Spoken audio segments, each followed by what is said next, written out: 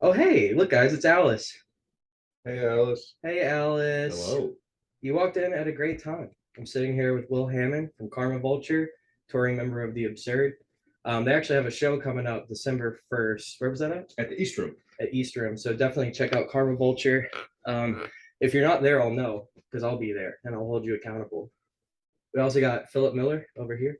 You remember Man, him? dropping the whole government name. Philip You want the Gregory social? Miller. You want the social too? Yeah. Let's go ahead and give her that too. We'll just pin that up at the bottom. Of Right, the screen. yeah. Link in the description below. Yeah. Phil social. Nothing wrong. Right. Nothing wrong can come with that. Nothing Yeah, bad. yeah, No. Yeah. No. But we you walked in a great time. We were talking about wait, what were we just talking about? I know earlier, like last night, we were talking about Crimes of the Future and Yeah. Hellraiser and some other Yeah. interesting movies. Yeah. I fuck with Cronenberg hard, man. I am definitely. This is going to be like generic statement of the year nominee.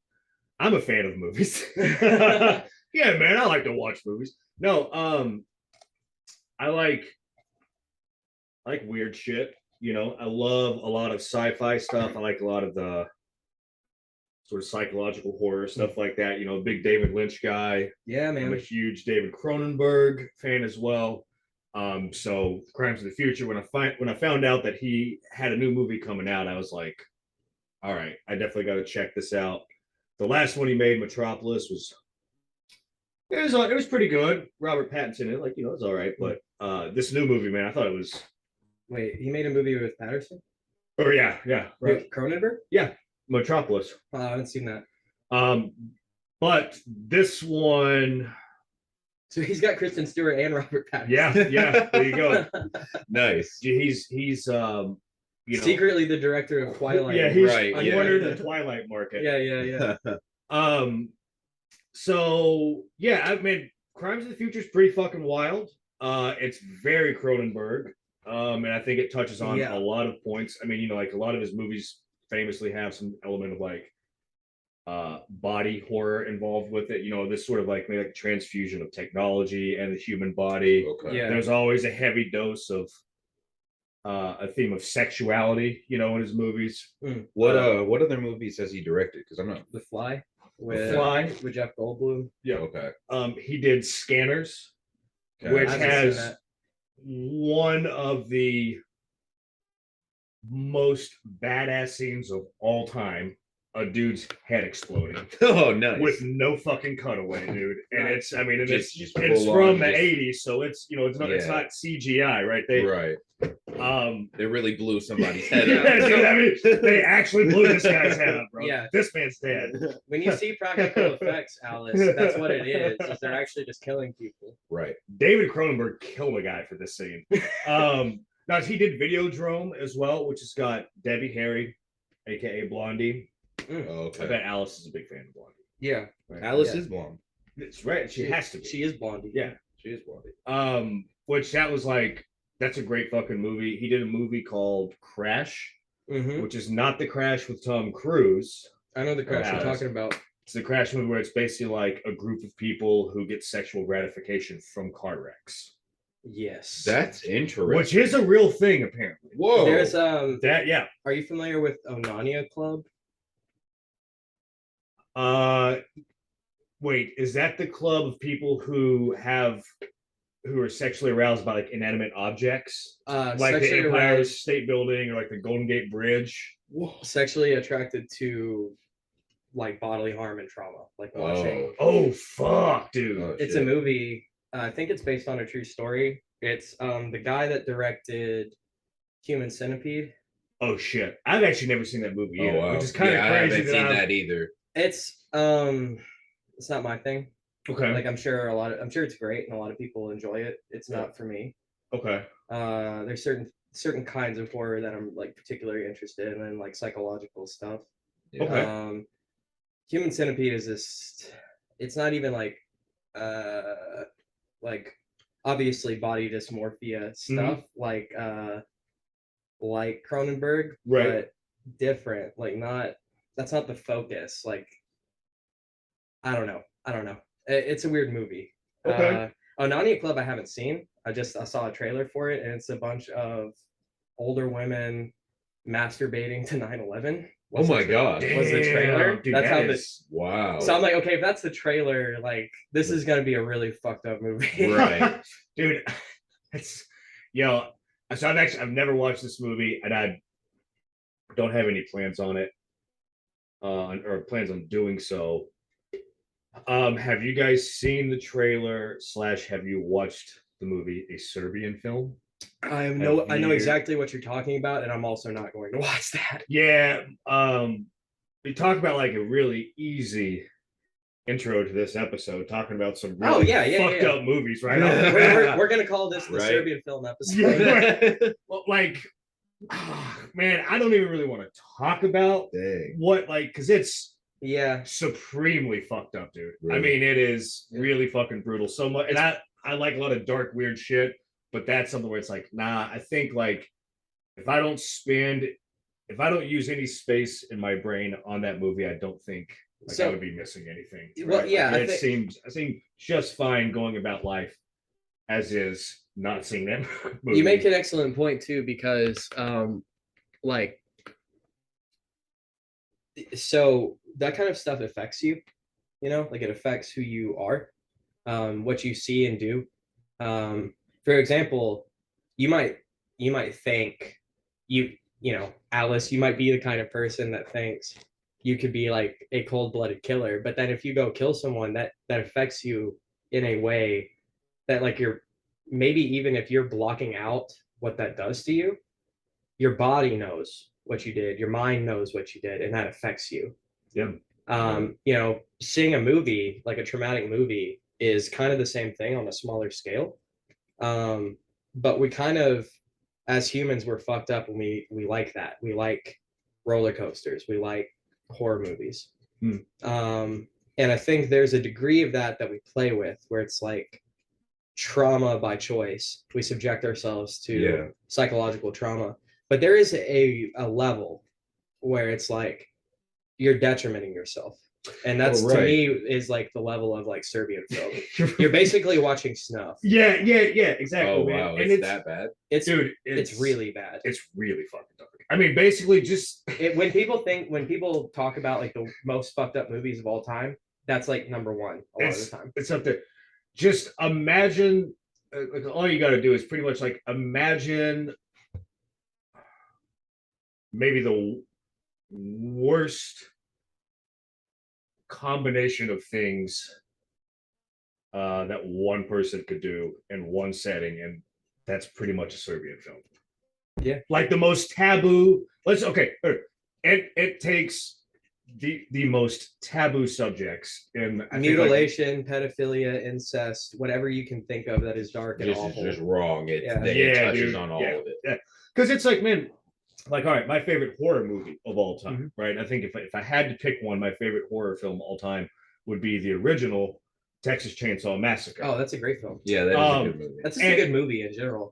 Fuck yeah, it is. It's one of the most layered films of all time. I mean, that's the reason why. That's the reason why they have college courses on that movie alone. No shit, really. Yeah. I think it's a great movie, but one of the appeals of the original is the fact it's shot on 16 millimeter film, right? And so it looks so fucking grainy. It does, right? And Toby Hooper, whenever he made this movie, I mean, he was in college. He was a young dude. Really? So, I mean, okay, on some levels, like you could say, like it's a small crew. It's not necessarily like a professional crew per se. Right. That sort of lends to the magic and like the eeriness of that movie, though, is because it does sort of seem like you're watching a snuff film or a documentary of like, man, is some dude just sitting over in the bushes, watching all these teens get slaughtered by this massive dude, like, it's like, I think that that level and the way that sort of fucks with your brain, I guess, how visually how it's shot, the way it fucks with you is, I think, completely different than, it's going to resonate with you on a completely different level than a thing like a Serbian film where it's like, man, that seems like one of those movies where like as gruesome as like the meat hook scene is in Texas Chainsaw or whatever, it's like that's nothing compared to. So I'm sorry, I didn't mean to cut No, you no, off. you're fine. I was just gonna say, for me, it's like violence, nudity, anything gratuitous is fine as long as it's done like classy. So it's like Texas Chainsaw Massacre is like every time something happens, there's a point to it. At least, and it's been a while since I've seen the film, but I feel like that's true. Where it's like you can't have that movie without the meat hook part. Dude, absolutely, such a great scene, man. It's like essential. And but there's also hardly any blood in that whole movie, which is one of the like coolest things about that film too. At the same time, is it's a lot of it's implied horror, right? Because it's like, you know, it's remembered as being this really gruesome and gory film. You're right. There's hardly any blood in the fucking movie. Like, just full stop, dude. Are you guys hot, cold? How you feeling? I'm chilling right now, man. Yeah. Okay, sorry. Go ahead.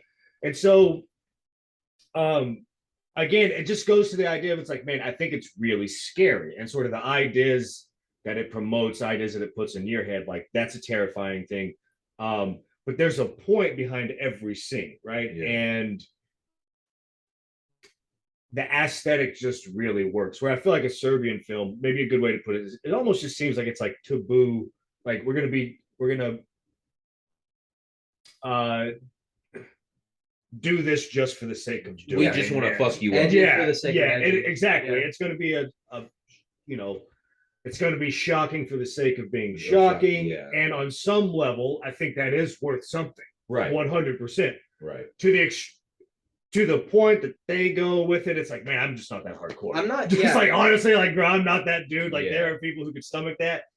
Not me. I am not ashamed to admit, like, that's And a little much. that's where I'm at with it too, where it's like I don't necessarily even judge someone if they enjoy that kind of content. Like you're not really hurting anyone by experiencing that. Maybe Except that. yourself. Maybe that. Yeah, and they have a right to make that art too, Right. man. Yeah, Like, yeah. I'm very anti-censorship. Maybe you have it's just not, like you said, it's just not for me. And maybe that content is not meant to necessarily be enjoyed. Maybe it's meant for the people that it will reach, like the people who need to see that, you know, that kind of stuff happen for them to realize like that's real. Yeah. You know, maybe they need that, but we being, you know, not those people, you know, we don't have to receive the message in that sort of blatant way where we're just like, oh shit, this is fucked up. Like, you know, on what you're saying, what kind of people hypothetically do you think would need to see that movie?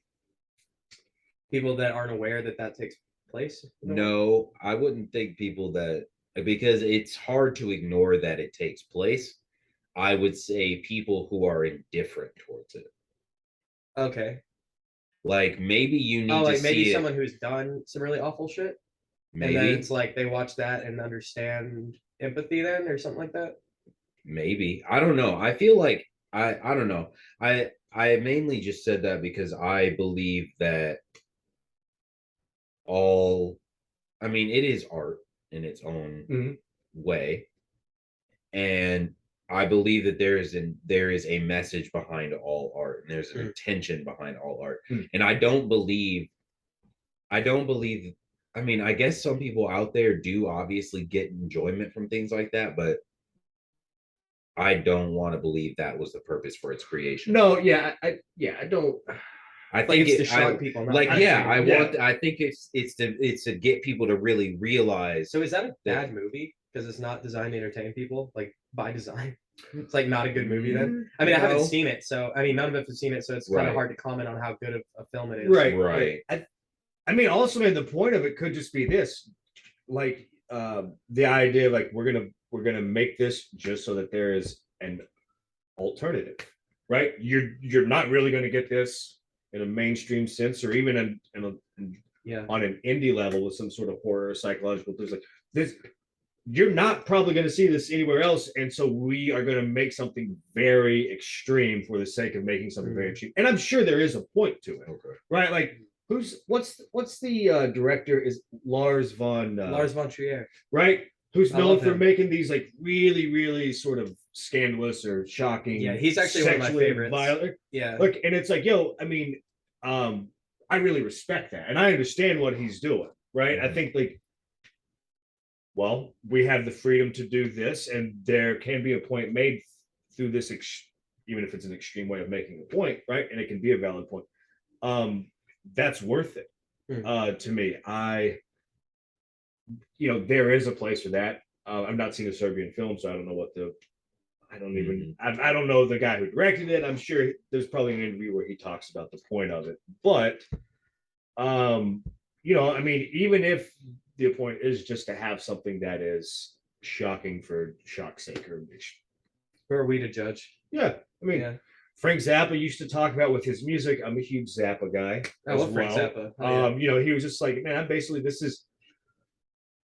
I am making music that you are not likely to hear anywhere else on the radio. It's not going to get played on the radio. And I realize that most people are not going to like the type of music that I make. But I make it, and it exists for the simple fact of giving people an alternative option. Yeah. It is out there. It's music that Frank Zappa wanted to listen to, that he would, that he personally wanted to make. And that's real art. And and he knew that it's not going to find the masses. Doesn't fucking matter, right? It's just about, for the sake of doing this needs to be done. And when you add that to the narrative, now there's an argument that something like Serbian film is the highest form of art, and we're just lowbrow. Absolutely, man. I mean, like this. I remember I had a roommate in my first band that I was ever in. It was called Mother. And my roommate, really good buddy of mine, and the bass player and singer of the band, Robbie, I think he watched it, and he told me about it after he watched it. And it was one of those things where he's just like, "Yo, dude, guess what? I just watched a Serbian film," and I was like, "Damn, homie, all right." I mean, like, I hope you took something from it. Like, I have no interest in seeing that. Yeah. He's like, "Yo, it's super fucked up." And I'm like, I bet it was, dude. I mean, like, you're talking to a guy who's like watched some fucked up shit, and I'm not gonna touch that movie. No, yeah, I'm with you. Like, it's not, man. I like horror movies. It's like, I'm a connoisseur myself, but I'm right there with you. I don't want that. Yeah. And that's going to affect me in a way that's like negative. Yeah, I don't want that. At this point in my life, I don't think I need it. Life can be too stressful, and there's too many responsibilities, as is, but it's like, I don't know if I want to watch a movie about that. Have you seen Dogtooth? French film about kids that live there. They've never left their backyard. They've never left their house. No, I've not seen that. Yeah. Not anywhere near on the level of something like Serbian film. It's just it's a good fucked up movie. But it's a fucked up. It's so fucked up though. Check it out. I recommend that. Actually. Dogtooth. All right. Yeah. It's actually on my Amazon account. We can sign in and watch it if you want. But, we should do a live stream of me showing Dogtooth. We're just gonna a reaction video. Yeah. We're just gonna turn this into like Mystery Science Theater. Nice. Honestly, that type shit. That'd be actually pretty cool. We did that. We did a live stream where we watched Reefer Madness. Oh hell yeah, dude! And that was so fucking lit. Like, I was laughing. We got super stoned. I was laughing my ass off the whole time. Have you seen that? Mystery Science Theater? Reefer Madness. Oh shit. Yes, I have. Shit's insane. Dude. Yeah, I mean, it's like people go on killing sprees after hitting a joint. Mm-hmm. Like, dude throws himself out a window. It's like weed propaganda to the max. Yeah, it's epic. Yeah. Like, at this point, it is such a ridiculous movie that, like, I mean, it's like officially a comedy now. Mm-hmm. Yeah, you know what I mean. It doesn't matter what the fucking initial intent was when that was released. It's like, no, this is just so absurd that this is a fucking comedy. Yeah, even if you don't like smoking weed, right? Let's say if you smoked it a couple times, maybe once, whatever. Even if you don't like smoking weed, you very much know that if you do smoke weed, that does not happen at all, bro. Like, that is, that's an interesting point, because there are people who still treat weed like it does some crazy shit to you. Like, I know people who are like, this person committed a murder. Oh, they must have been on weed. Like I know people like that. Damn, It's so weird. He probably smoked some real dank shit before he blew that dude's brains out, huh? Like, yeah, I'm sure that's how that went, man. So, like, at the time, that's what people thought. But then as time has gone on, most people have recognized that, that's, they can see that that's not the case. That's not how that works. And so, like, how many other things have been turned into pure comedy that used to be like a big deal? And how many of the things that are big deals right now are going to be just comedy in the next? Have you guys seen the years? 10 Commandments? Yeah, that's pretty funny. Yeah, no. Well, I haven't. Okay. What is that? It's a film. Is it like a Bible film, like about about Moses? About Genesis, kind of. Who's the big actor? Is it is it Charleston Heston who's in it? It's a Hollywood movie? Like a real you're talking about the one from way back in the day, yeah, right? I don't remember who's in it. Is it Charles? I don't know. It might. I don't recognize that name, so that's possible. That far back, I don't know a lot of actors. Yeah, I mean, I know a couple. I know like Peter Sellers. I love Peter Sellers, dude. I mean, yeah. I mean, Dr. Strangelove. Oh my God, dude! Jesus Christ! Wait, now you're talking my language. He plays. Wait, is it 2 or 3 roles in that? He is Dr. Strangelove, right? And he is, and then he's the French guy that's trying to convince the guy to give him the launch codes. And then he's the Nazi as well, right? Doesn't he play? He's the Nazi doctor is Dr. Strangelove. Oh shit! Yeah, duh. And then I am officially stoned. I'm officially stoned. Well, we're doing it right then. So. Oh yeah, that guy. Yeah. He's not the guy that rides the rocket. He's at least a couple people. Yeah. So he's at least the 2 guys. Yeah, I mean, it's a great film. It's actually one of the best comedies ever made to this day. Fuck yeah. Even though it's like black and white, it's old as shit. Dude, there's a part, speaking of that film, still holds up. The general, the guy who's like holding down the base, like that, I love that character. He's so funny. But he talks about, he's like, they put fluoride in our water that shrinks your pineal gland and calcifies it. And I'm like, this is the fucking 60s. Yeah. Kubrick is like on some crazy shit. Man, isn't it really fucking insane when you listen to a piece of music or you see a movie from I don't know 40 to 50, 60 years ago and you realize the shit that they're talking about is still as prescient today as it was then, man. Like it's still relevant. Yeah, it's freaky. There's an example that comes to mind for me when you say that, like immediately, and it's kind of a controversial one, but for me, immediately what comes to mind is Malcolm X at Berkeley in '61, black and white, sitting there with 2 white kids, and he's like I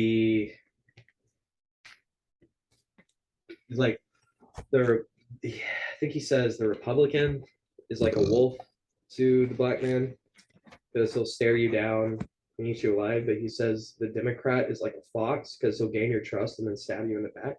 And these in '61, very true, these white kids in Berkeley are arguing with him, and he's like, I'm not arguing with you about this. I'm telling you what's right. What's the truth? Yeah, I fucking love X. He's one of my favorites of all time, and it's just sad because that was in '61. But what's changed?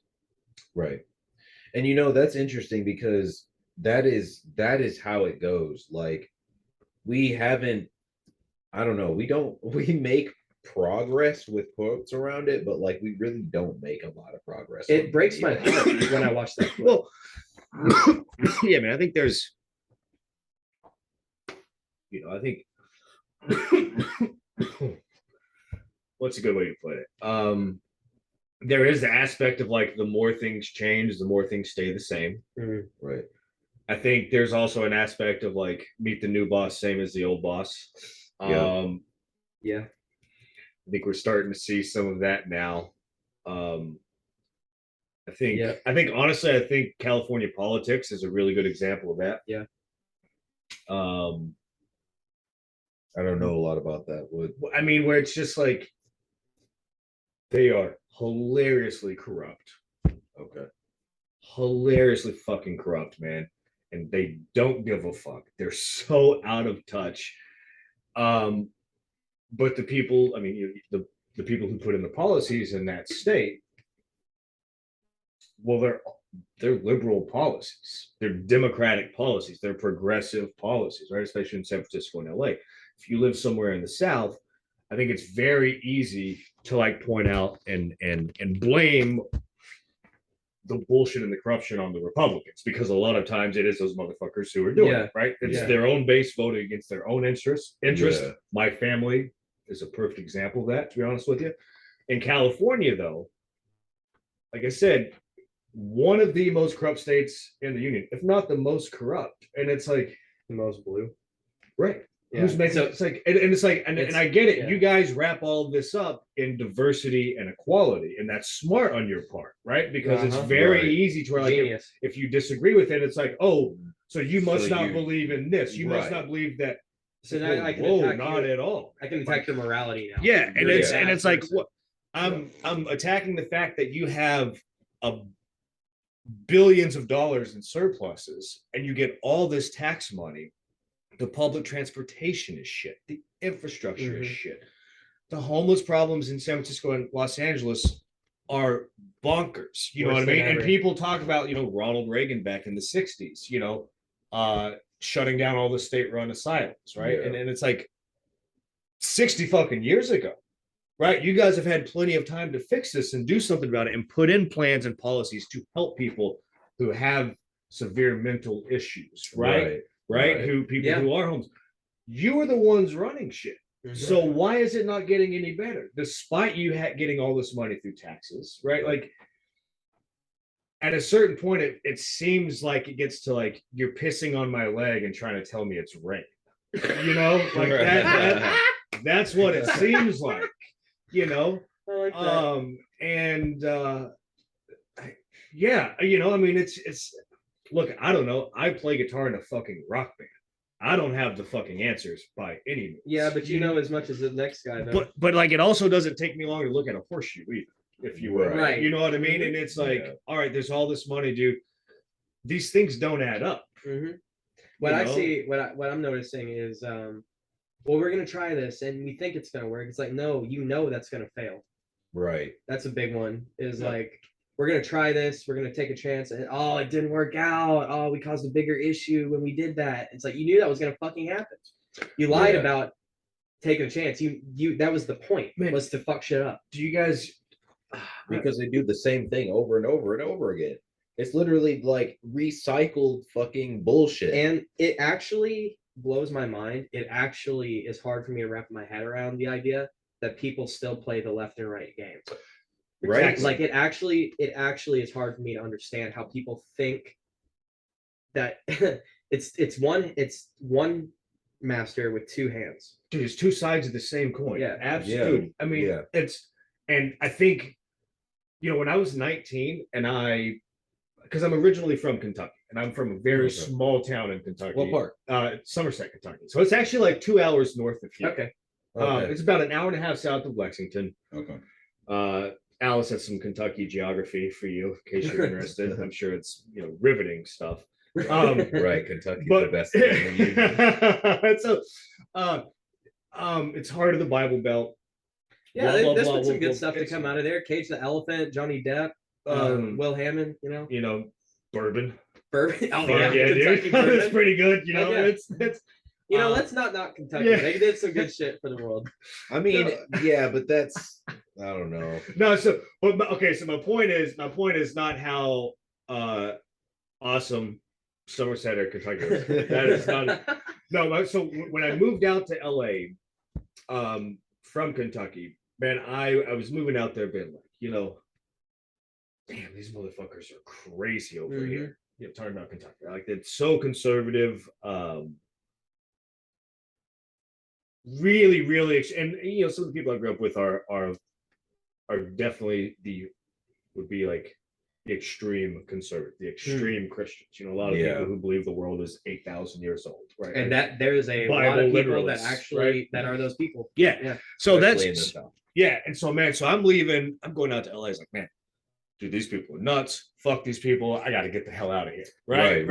So I go out to California, and look, I loved it, man. I was out there for 14 years. And realistically, if it wasn't for this pandemic and the way things were handled the last couple of years, man, there's probably a good chance that we were all still be in California. Maybe not, but I guess point being is I was out there for 14 years for a reason. I really loved it. Yeah. But I'll tell you what, leaving there and coming back to the South, I'm leaving California just with, damn, these motherfuckers are kind of crazy too. Like, I thought these dudes had the answer. I really did. And I still agree with you guys probably a lot more than what I agree with the other side, straight up. But like, whoa, you all talk about some shit and you say some things that are, that's like, I don't, it's like, are you you really, really out there? It's like, are you a Democrat or Republican or a libertarian? I'm a human being. Thoughts and opinions. And it's like, look, we can agree on shit, man. That's the reason, like, I think the idea of freedom of speech is very important right now, is because a lot of times it's like, man, people want freedom of speech for their opinion. Right. Like, I want freedom of speech else's for me. And everybody else, fuck you. Which is not freedom of speech. Freedom of speech is specifically for things you disagree about. Exactly, right. And sometimes you have to stand up for people's saying some heinous things or just really wrong things, because it's like, well, the point of freedom of speech is not like, yo, dogs are dope. Right. Yeah, we can all agree with fucking that, bro. Yeah, there's no reason to defend that. Fuck dogs. I actually see it as a solution. So it's like, you have someone with bad ideas. You don't kill them or tell them they can't talk about it. Right. Because what they're going to do is go do something really radical, like talk about it behind closed doors to their children. Start a little commune, or they're gonna like go out and do something really radical. Right. If you take away their ability to speak about it. Yep. Censorship never works. Yep. No. And in fact, you have someone with bad ideas, communicate with them. Dialogue is the way to change their mind about this. It's like, I grew up in a cult. I was raised as a Jehovah's Witness. I was also homeschooled, and like, I thought that's. Oh damn, man. I don't think he was raised the same way. Actually, we grew up. I didn't know that you guys were. Okay. Yeah. Word. That's kind of its own rabbit hole. I was gonna say, yeah, man, we could probably have some interesting conversations about like coming from some very, very religious and strict background. Oh yeah, absolutely. Okay, word. So on top of that, I was homeschooled. So everyone, all of my peers were in my church, and so I moved out when I was 18 and got away from all that. But like, I didn't know anything at all. I didn't know a goddamn thing. I didn't know anybody either. So why did I bring that up? There was a reason I brought that up.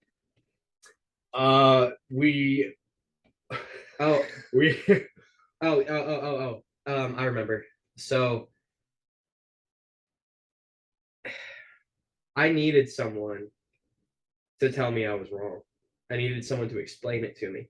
And that would have really helped me early on if someone had taken the time to do that. To say, someone who goes, not just like, don't be tolerant of bad ideas. If someone has a bad idea, tell them that their idea is bad. Some ideas are better than others. Right. I mean, objectively, yes, that is the case. Some ideas are better. And the older I'm getting, like, honestly, I don't have tolerance for certain ideas. Like, there are some ideas, like Sharia law. Like, if you're gonna cut off a woman's genitals, yeah, fuck that shit. Fuck man. you. I don't. Man. I'm actually like it's a controversial thing, but I'm not okay with that existing at all in the world. No, I'm not either, man. I mean, like, the idea of like stoning someone for being gay. Yeah, right. I'm not okay with that at all. Yeah, fuck you, man. Like that's it. That. I mean, look, I grew up around people who were. Not grew up. I knew people who were actually white supremacists, right? Yeah. Like real racist motherfuckers. Mm-hmm. Scary individuals, right? I mean, and it's like, okay, dude, your views are heinous. Yeah. Now look, they got a right to say shit, man. It's like the famous, like when the KKK, right? Was it the KKK when they had the rally back in Illinois back in the 60s? The famous incident where the ACLU actually defended their right to have. Oh, really? Was it the KKK or was it just neo-Nazis? I think it was probably neo-Nazis. Yeah, and basically, what did everyone in the town do? No one went out. Everyone Right. basically just stayed inside, and they were just like, "Fuck you, okay? You may We're have a not right gonna- to do this, but we Right. don't have to. But we see it." don't have to support it. Yeah. Sometimes the best way to combat a really bad idea is to just let someone Fail.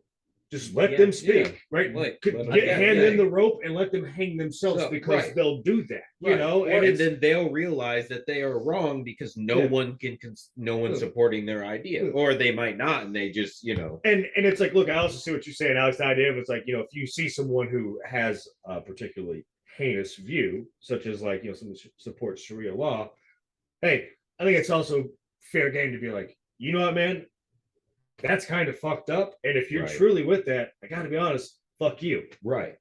But I You support know, your, like, I support you- your, yeah. You have a right to say that. I also have a right to be like, all right, well, fuck you. Are you guys familiar with Daryl Davis? Fuck yeah, dude. Yo, Daryl One of my Davis heroes. is a fucking G, dude. One of my favorite people in all history. Daryl Davis is a black professor that goes to KKK members and has dialogue, talks to them well beyond reason. Talks to them like a human being. Yeah, man. Like, way more than anyone would ever expect. Goes way above and beyond what anyone. Yeah, dude. Would, is he the heavier set black guy? Yeah. So what? Is he a heavier set black guy? I think he is. Yeah, right. Okay, he's kind of a bigger I've heard guy, of him. Yeah. Dude. But Daryl Davis, he has gotten like 300 or something robes from people, and like had them mailed to him, had them handed to him. Crazy. People break down and say like, "You are the reason that I got over my prejudice," and it's like because he takes the time to talk to them about it, not to. Here's the thing: is we're all humans, and like here's the what's fucked up is those people that have shitty ideas. That could be you. Yeah. If you were in their situation, it would be you. And you might be in their situation just in a different way, like. And that's what a cult is, man. Is like. Growing up in a cult, it's very easy for me to see how politics is a cult. Yeah. Sports is a cult. Like Everything is a cult. I grew up in Tennessee. Our Tennessee Volunteers are like one of the worst fucking college teams. But you don't tell it to a Tennessee fan, though. Right. Diehards. I mean, fan stands for fanatic. Yeah, right? Exactly, man. And that's it. Is like it doesn't matter if my sports team is good or not. They're the one I've chosen. Either because I live here or just for whatever reason. Think about being a Cleveland Browns fan, bro. Damn, dude. I mean, like you just year in and year out, you're just like, no, I'm riding with them, and like, god damn, you just heartbreak. Just taking L after L. Yeah, dude. And that's pretty innocent when we're talking about football. But the problem is that is literally how people look at religion and politics. This is my side, and so I'm on this. No matter what. Yeah. And it's like that is a serious fucking issue. It really is. Like you can't treat your religion or your politics like your football team. No. Because I mean, what you're seeing now, it's like, I always saw this on the right, especially growing up around people on the right. Like this was very apparent. This always existed there. But then all of a sudden, seeing this like the same sort of fanaticism or zealot, like this, just how zealous some of the people on the left are. Both sides are religious about where it's like, man, you seem so dogmatic in your views that like you are ready to literally die on this hill for this right? Yeah. You seem like a fucking fanatic. And the thing is like, there's certain things where even just having a conversation, man, they are ready to burn you at the stake. Right. And it's it's like you can't even question. Right. And it's this idea, like the same thing. It's again, it's very similar to religion, where it's like you don't question, this just is.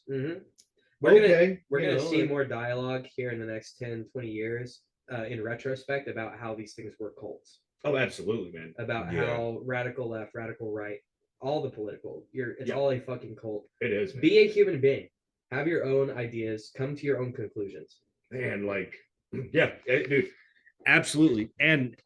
And you may come to a different conclusion than me, and that's okay. Fine. You know what I mean? I'm not someone that's like, I don't have a checklist when I meet someone, and I'm just like, okay, well, what do you view on this? What are your opinions on this?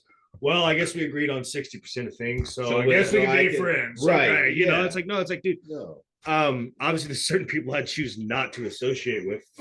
Cops are definitely one of them. But no, man, I mean, just in general, it's like if I think you're a genuine person, Right. I think that yeah, I'm down. Thank you, Alex.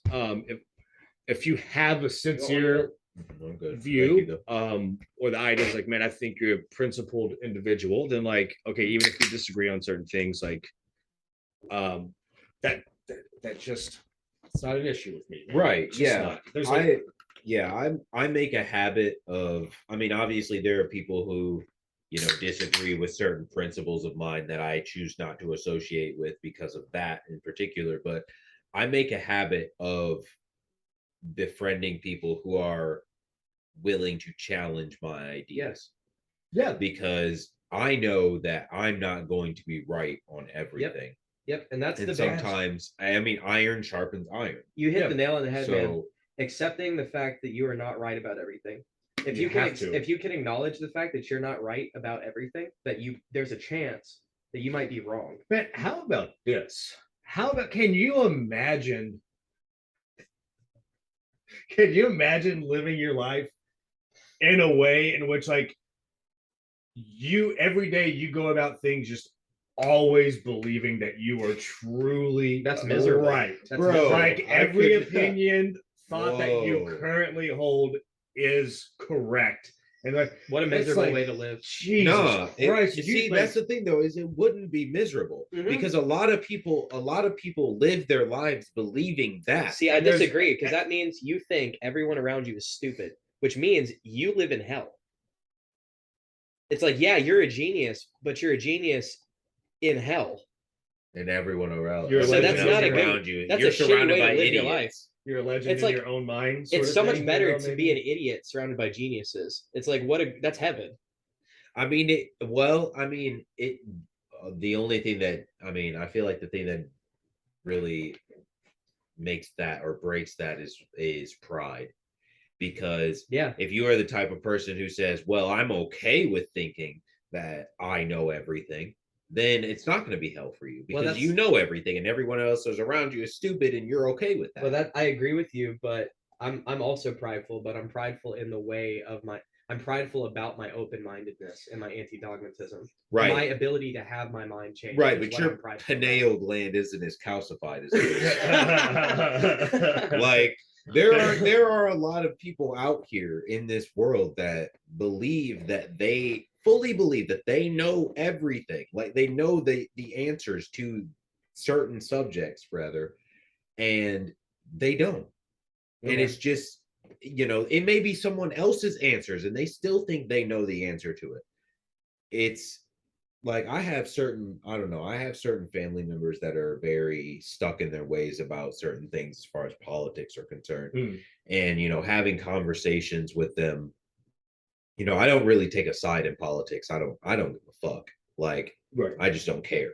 But, I have these family members that do. And when we have conversations about things, they are not in a place to recognize that what they believe it may not be correct. And that doesn't bother them. And I think that there are a lot of people out there that are just not concerned with the truth. Right. Yeah. And it's, it's like that Cat Williams stand-up we watched where he was talking about, you got to, if you're the lover of the truth, the lovers of the truth don't give a fuck about the lie because they think they have the truth. So everything else is bullshit, no matter what it is, because they think they know they're right. But the lovers of the lie don't care because that's against the scientific method, because the scientific method is that you take what you think you know and you put it against everything else. Right. And if you're not doing that, you're not a scientist. And that's the difference between science and, well, like, I don't know, I would say science and faith. Like, science is testing. Yeah. Faith is not specifically not testing it. Faith is specifically not testing. And that's interesting because I would argue that you don't really have faith if you haven't tested it. But I don't know if people would agree. I don't know. I don't know. It's like if you take in the instance of like the Bible, it says also like to not test God, right? Not put God to the test, right? So like But how can you have faith if you don't test it? Just have faith, bro. Yeah, that's what Just it have comes. it. That's Just what have it it. comes down to, man. A lot of times I've had people say that to me before, and I think whenever I was fully like, involved in the church when I was younger, What I said this to people. denomination were you? Baptist. Okay. We were Baptist. And it was just like, yo, it's a faith thing, man. Like, yeah, like Joe, you just gotta believe, man. Yeah. Hey, I don't have the answers for everything. Which, hey, look, in life, it is very much okay sometimes.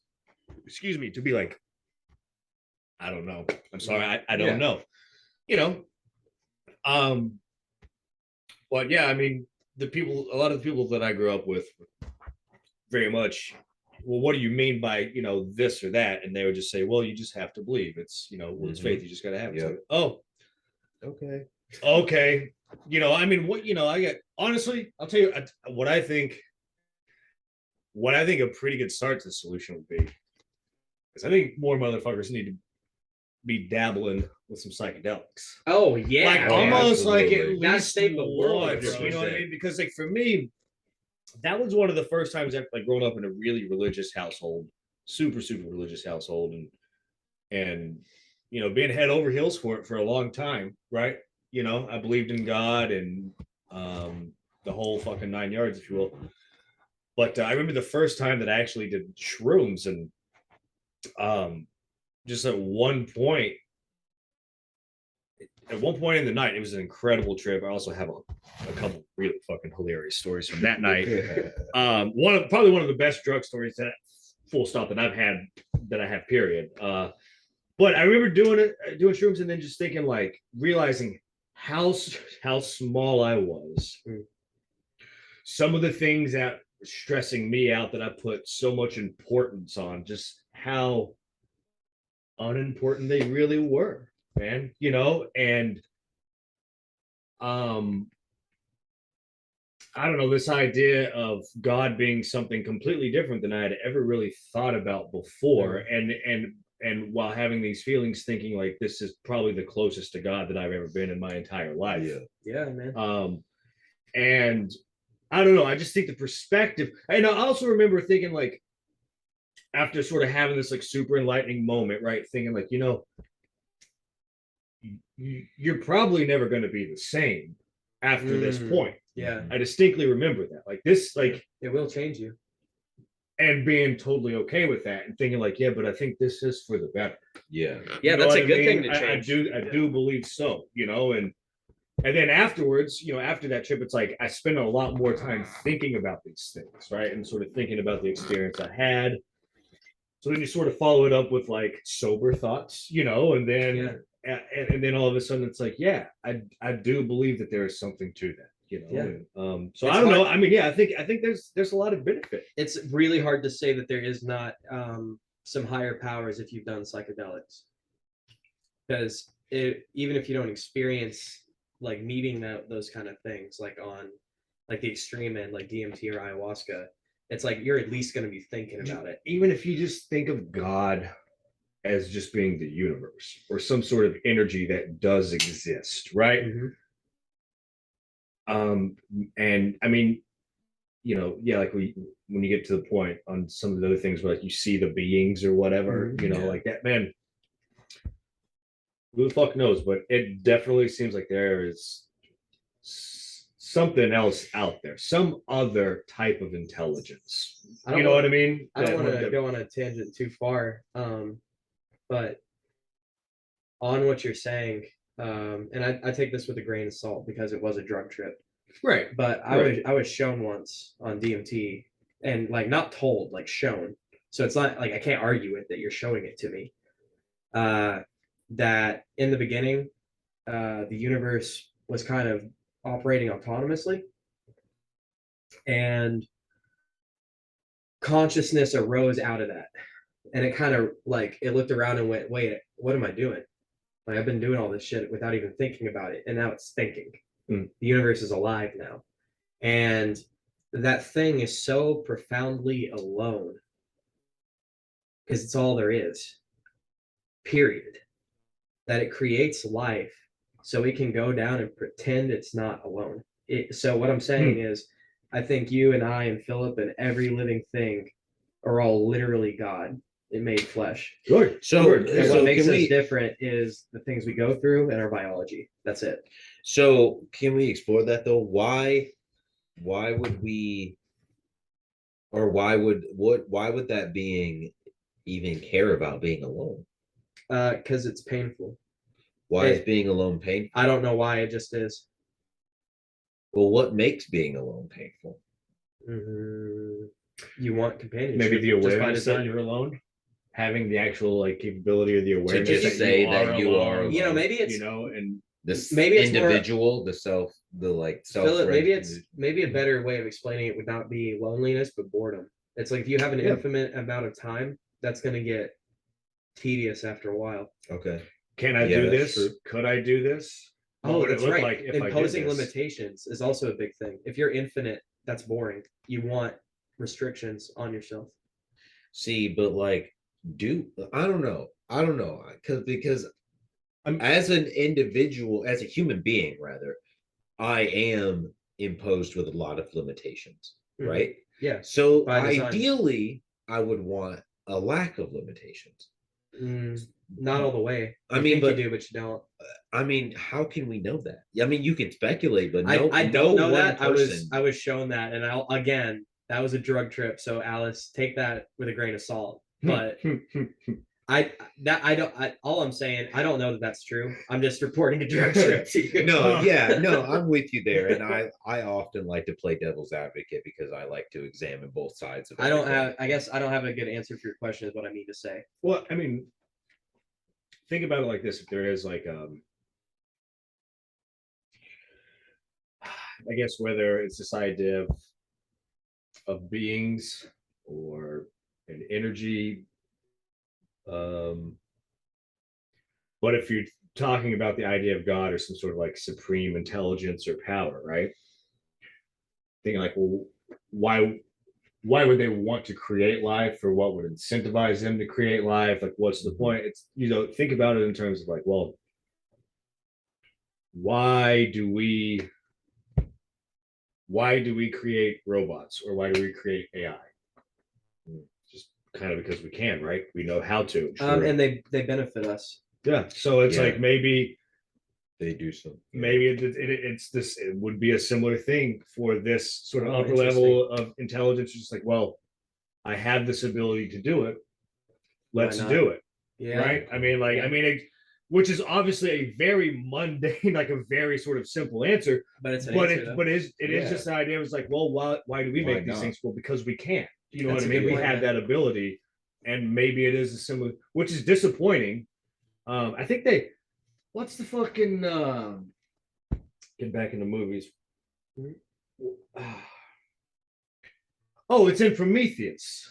Okay. Did you guys ever see that? Yeah. It's where the fucking robot, whatever that dude's name is talking to the guy who made the robot, and he's like, "Why do you guys care about finding these creators so much? Who gives a fuck?" And he's like, "Well, I want to figure out, why did they create us? Why did they create us? Why did they leave us?" And he's like, "Well, why did you create us?" And he's like, "Well, because we could." And he's like, "Can you imagine how disappointing it would be to hear your creator say that to you?"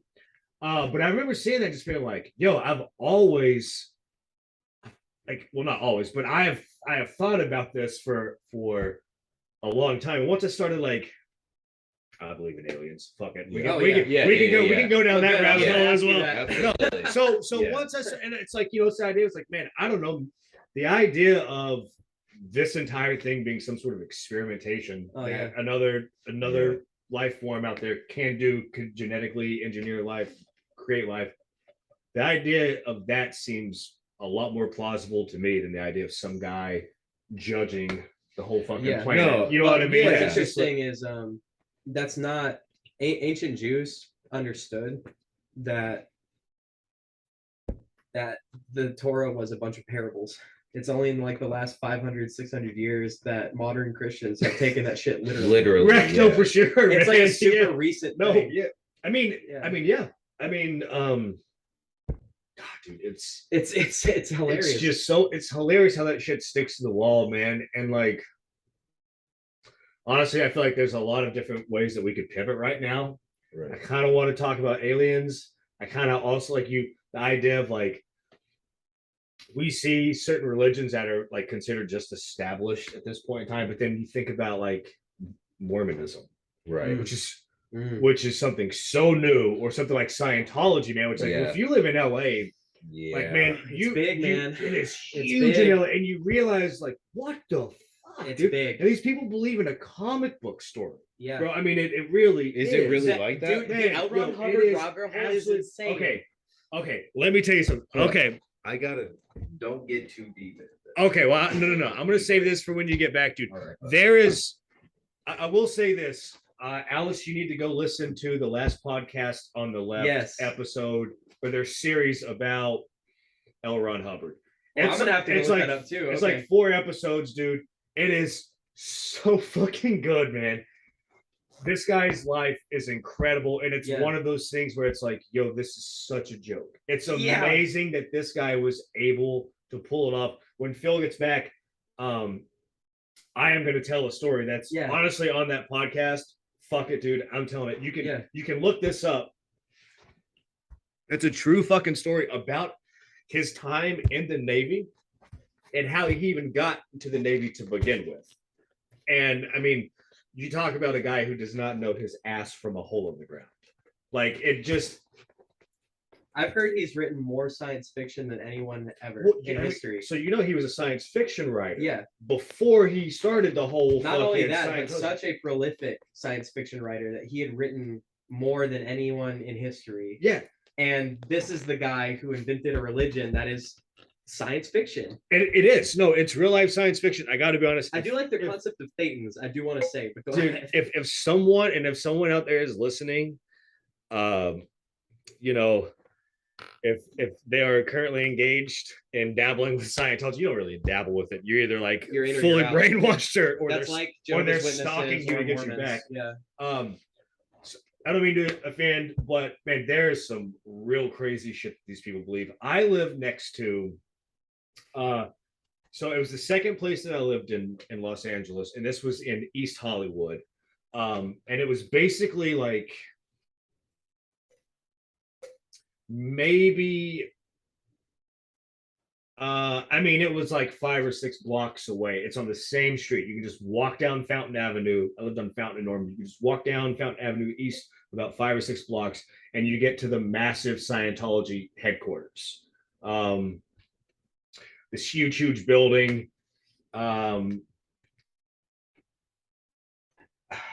It's highly patrolled, right? It's heavily guarded. I think it's the big blue building. I think it's the big blue one. Yeah. Anyway, so they have a center here in Nashville too. I'm sure, man. It's also big in Florida as well. But anyway, so the Scientology, like, and the apartment building next to the bungalow that I lived in, right next door. It was like, I don't know, maybe like a 5 or 6 story building. We moved in. Whenever we moved in, I remember seeing it would be like early in the morning. This big, basically unmarked bus pulls up. And then you would just see all of these people just like filing out of this building, all dressed the same. Man, woman, does not matter. Like, dressed the exact fucking same. What were they wearing? They looked like pilots. They all looked like pilots in training. You know what I mean? Like they didn't really have like dark pants, white shirt, either it'd be full sleeves or short sleeve. You know, they'd have like a couple of like pins, you know, or badges. Just droves of them filing out of this building. None of them saying a word to each other.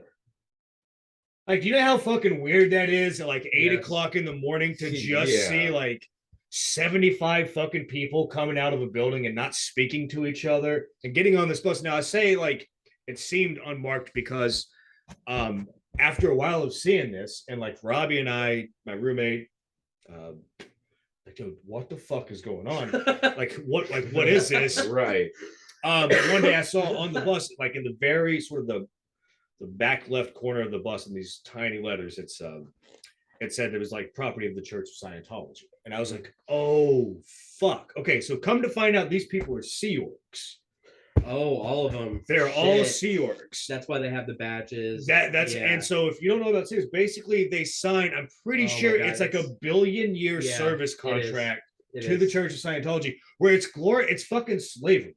Yeah. Basically, but I mean, it's like, okay, we'll give you a place to stay. You don't pay rent. Yeah. We have food for you, but you just are the labor for Scientology. And then you also have to do, it's like 1 year at sea. You spend like 1 year at sea on a boat. Because that's one of the, I mean, L. Ron Hubbard was, well, he stayed on the sea for years to avoid taxes, to be honest with you. Interesting. And some other charges. So, I mean, he knew how to command a ship, blah, blah, blah, blah, blah.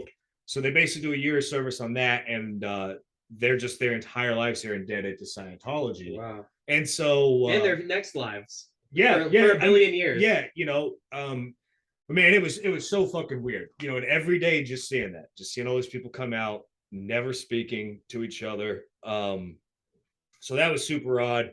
But then the L. Ron Hubbard story. Okay, let me get to this. So this is let's go. So this was during World War II. And this is once the United States is involved in World War II, right? Okay. So we're not debating on getting into it. We have got into it. I believe, this is after Pearl Harbor. Okay. So basically, L. Ron Hubbard lived, I think it was in DC. I could be wrong, though. I could be wrong on where he lived. Either way, his neighbor at the time was a senator. And the senator was like fairly chummy with Roosevelt at the time, President Roosevelt. They, you know, I think he had Roosevelt's ear to some extent, right? So basically, L. Ron Hubbard and this senator, they were drinking buddies. They were next door neighbors. They were drinking buddies. So they get home at the end of the night, fucking shoot the shit, blah, blah, blah. Well, L. Ron Hubbard convinces this guy to basically petition Roosevelt by like speaking to exclaiming the virtues of L. Ron Hubbard, like basically having President Roosevelt give him a title in the Navy, right? Okay. And so the senator writes Roosevelt a letter, goes to Roosevelt, extolling the virtues and the skills of L. Ron Hubbard and what a great captain he is, blah, blah, blah, blah, blah. All right. So these are yours. Oh yeah. Do you guys smoke, will you? Yeah, go ahead. Oh my goodness. Yeah, 6 Bill. No. Sorry, we're taking a slight. In that case, do you mind if I bump one? No, absolutely. Thanks. So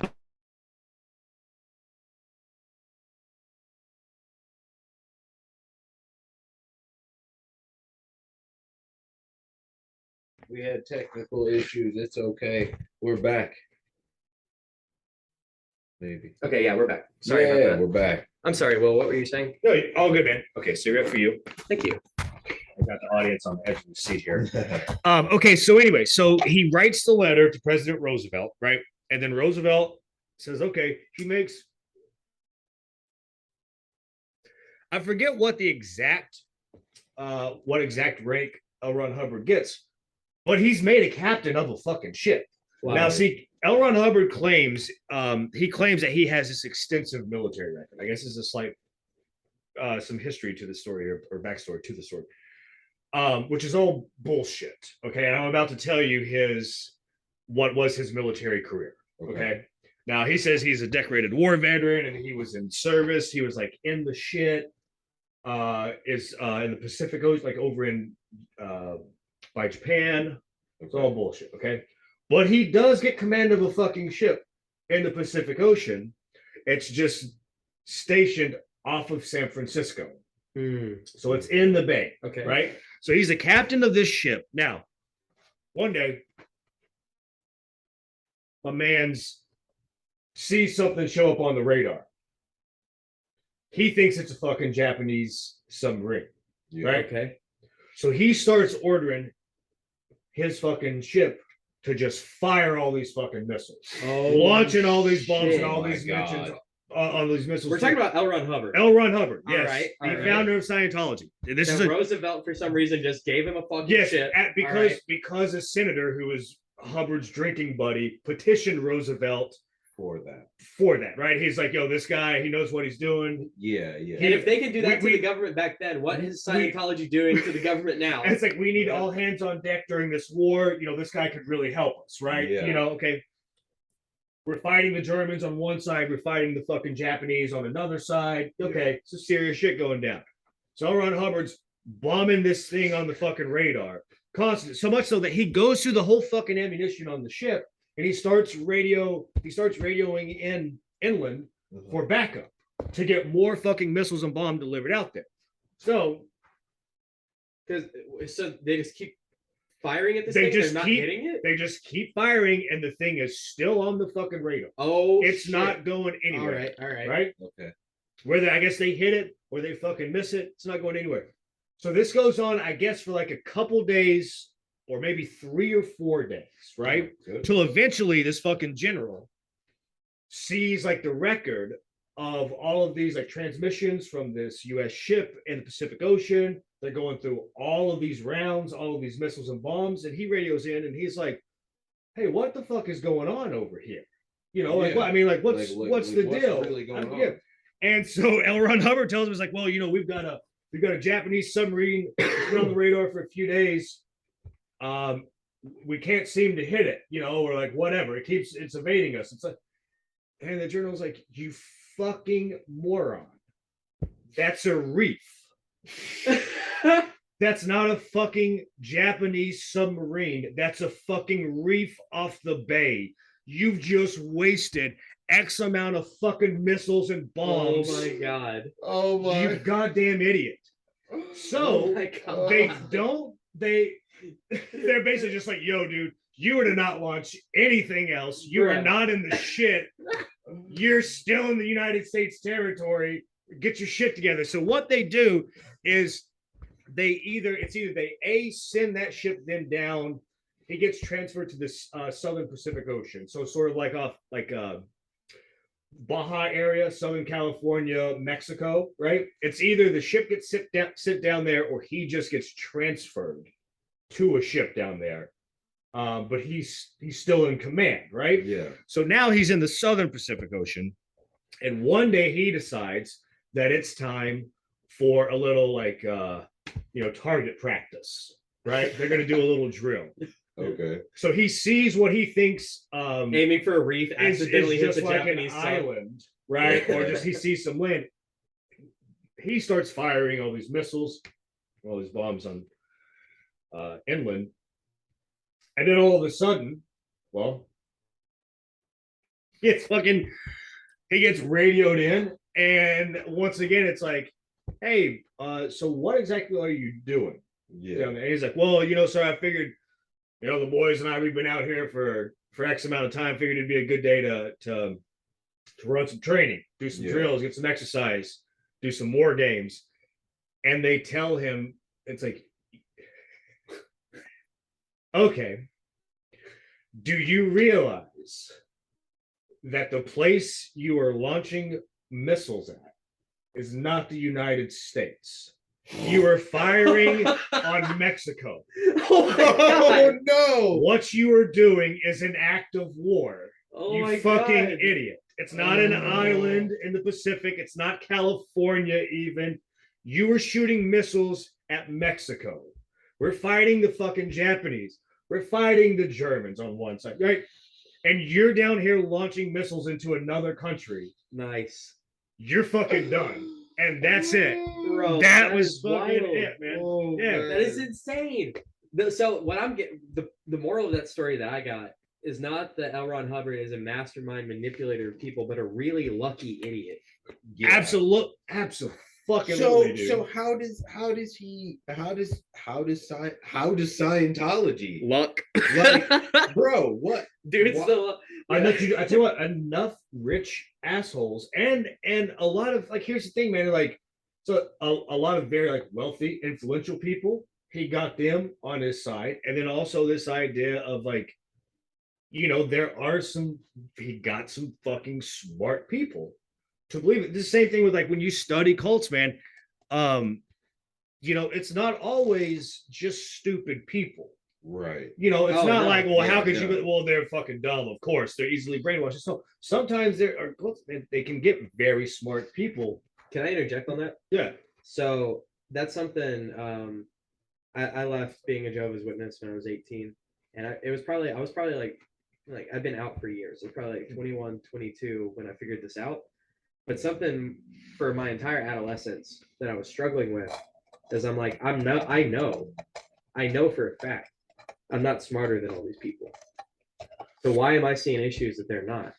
And it took me years after I left to understand that it's because I'd been in it not as long.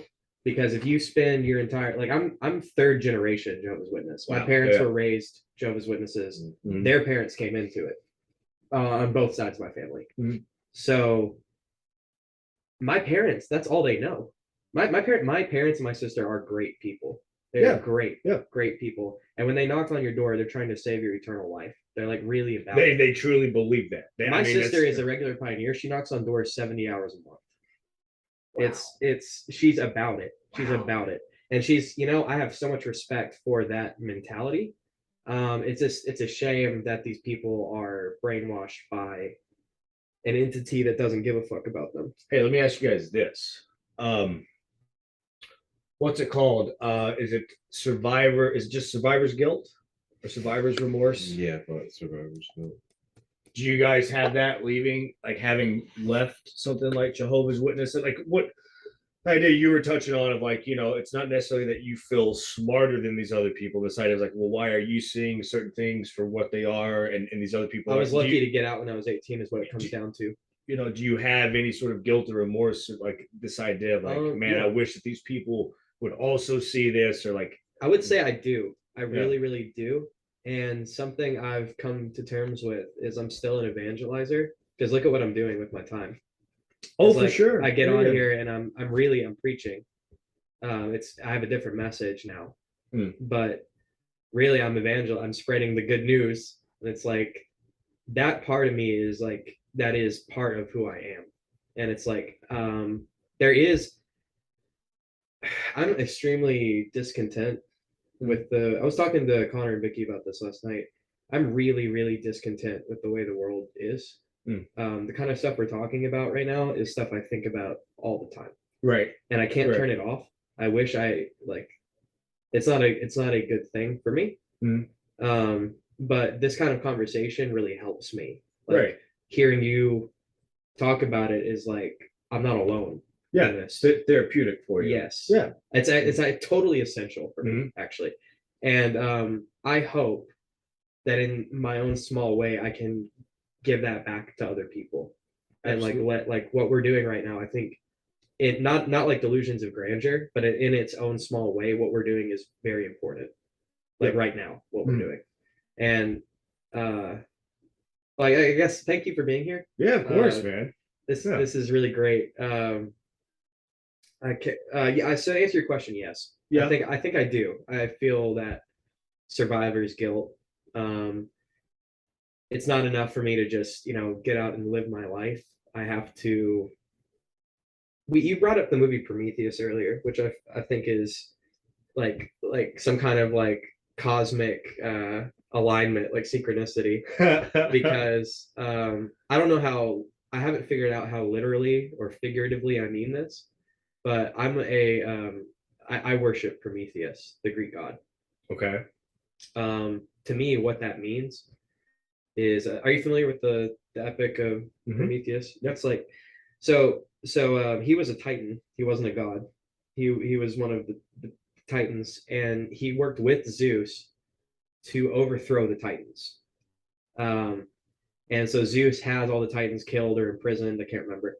And Prometheus is he gives him all the strategy and tactics to accomplish that. The next thing we see with Prometheus is him giving fire to him. And Zeus knows what the fuck he's doing. So he chains him to a rock and has his liver pecked out for all eternity. And that's pretty fucking metal, dude. When I hear that shit, that is my god. That is who I worship. That's pretty awesome. Fuck Zeus. Zeus is a dick. Yeah, I worship the dude who gave us fire. I mean, yeah, it's pretty dope. And that's what we see in the Bible too. That's the serpent giving us the apple. This is mimicked in Sumeria. We have the Epic of Gilgamesh, the Anunnaki bestowing knowledge to people. This is an archetype that, to me, it's like, I don't think Greek mythology is true, but it's true enough. Something like that happened. Right. Yeah. I mean, there's so many commonalities to so many different cultures and stories that just go so far back, and even to some of the first civilizations, right? And it's like there definitely seems like there's something to that. In my opinion, I think so. I mean, it's again, like, think about the idea of, like, how many ancient cultures have a myth of the flood. Yeah. Right. I mean, that's one of those where it's like, so there is something to this, and knowing what we know about the history of the world, it's like, okay, whether it's like coming into an ice age or coming out of an ice age, I don't know. I mean, like, okay, it seems like there could be some logical explanations for that, right? And funny you bring up the flood story too, because the Epic of Gilgamesh is the oldest record we have. They have more complete versions of it, but they have a very, very old version that's kind of like cracked and destroyed, and it's the Epic of Gilgamesh, which is a flood story. Right. If you're in Sumeria and the Nile River floods, that's the entire world. Dude, yeah, absolutely, 100%. Yeah, I mean, you're fucked. That's your whole. Where are you gonna go? Yeah, but that's the thing is, like what you said, it's not just them that have that flood story. So right, but the other flood stories come after that though, and they're variations of that flood story. So the one in Genesis with Noah is a direct ripoff of the Sumerian story, because you have, instead of Noah, it's Gilgamesh, and the god tells Gilgamesh, build this ark, and instead of bringing 2 animals on it, we're going to fill it with vials of essence, which to me sounds like DNA. You have just rows and rows and rows of DNA. And then he's like, you're going to do this to survive the flood. And at the end of that story, the god part of that god's lore is that he's an archer, he's a hunter, and he hangs his bow up in the sky as a sign of peace to the world, that he's not going to flood it again. In the Bible, we have a rainbow. Yahweh creates a rainbow as a sign that he's not going to flood the earth again or go to war with people. But you lose that symbolism of the bow, where it's like him hanging his weapon of war up. Right. It's like that's him putting it on his mantle and saying, I'm done with this. Right. Which, like I mean, through so I get what you're saying about there are multiple flood stories, but what's interesting about that is they all derive from a single flood story. Right. From, I mean, that's as far as I can tell. Yeah, I mean, that's that certainly seems to be the case. Phil, do you have any sort of survivor's guilt or remorse? Because you also grew up in Jehovah's Witness, right? Nope, I have none. No, you're just like, I saw what was wrong with my religious situation and home situation combined, and I could not for the life of me understand why the other people around me couldn't see what was going on. Yeah. So I have no fucking guilt. They choose to just believe shit that's wrong. They could choose to believe or to simple. Try. They could. I mean, it really is. If you are going to be as dogmatic as to say, I will not believe or entertain ideas that go against what I've been taught, then that is a conscious decision you are making. Maybe it is that simple, but it's not easy. It may not be easy, but no, it's not easy. We were lucky in the sense that we got out early as we did. If you're 40 and I try to go up to a 40-year-old and I'm like, hey, everything you believe your entire life is incorrect. That's not luck, though. We chose to get out. Yeah. Everyone, I don't believe that all of these people that are stuck in this mindset are just totally blinded. Like, I believe that these people see what's going on and choose to disregard it.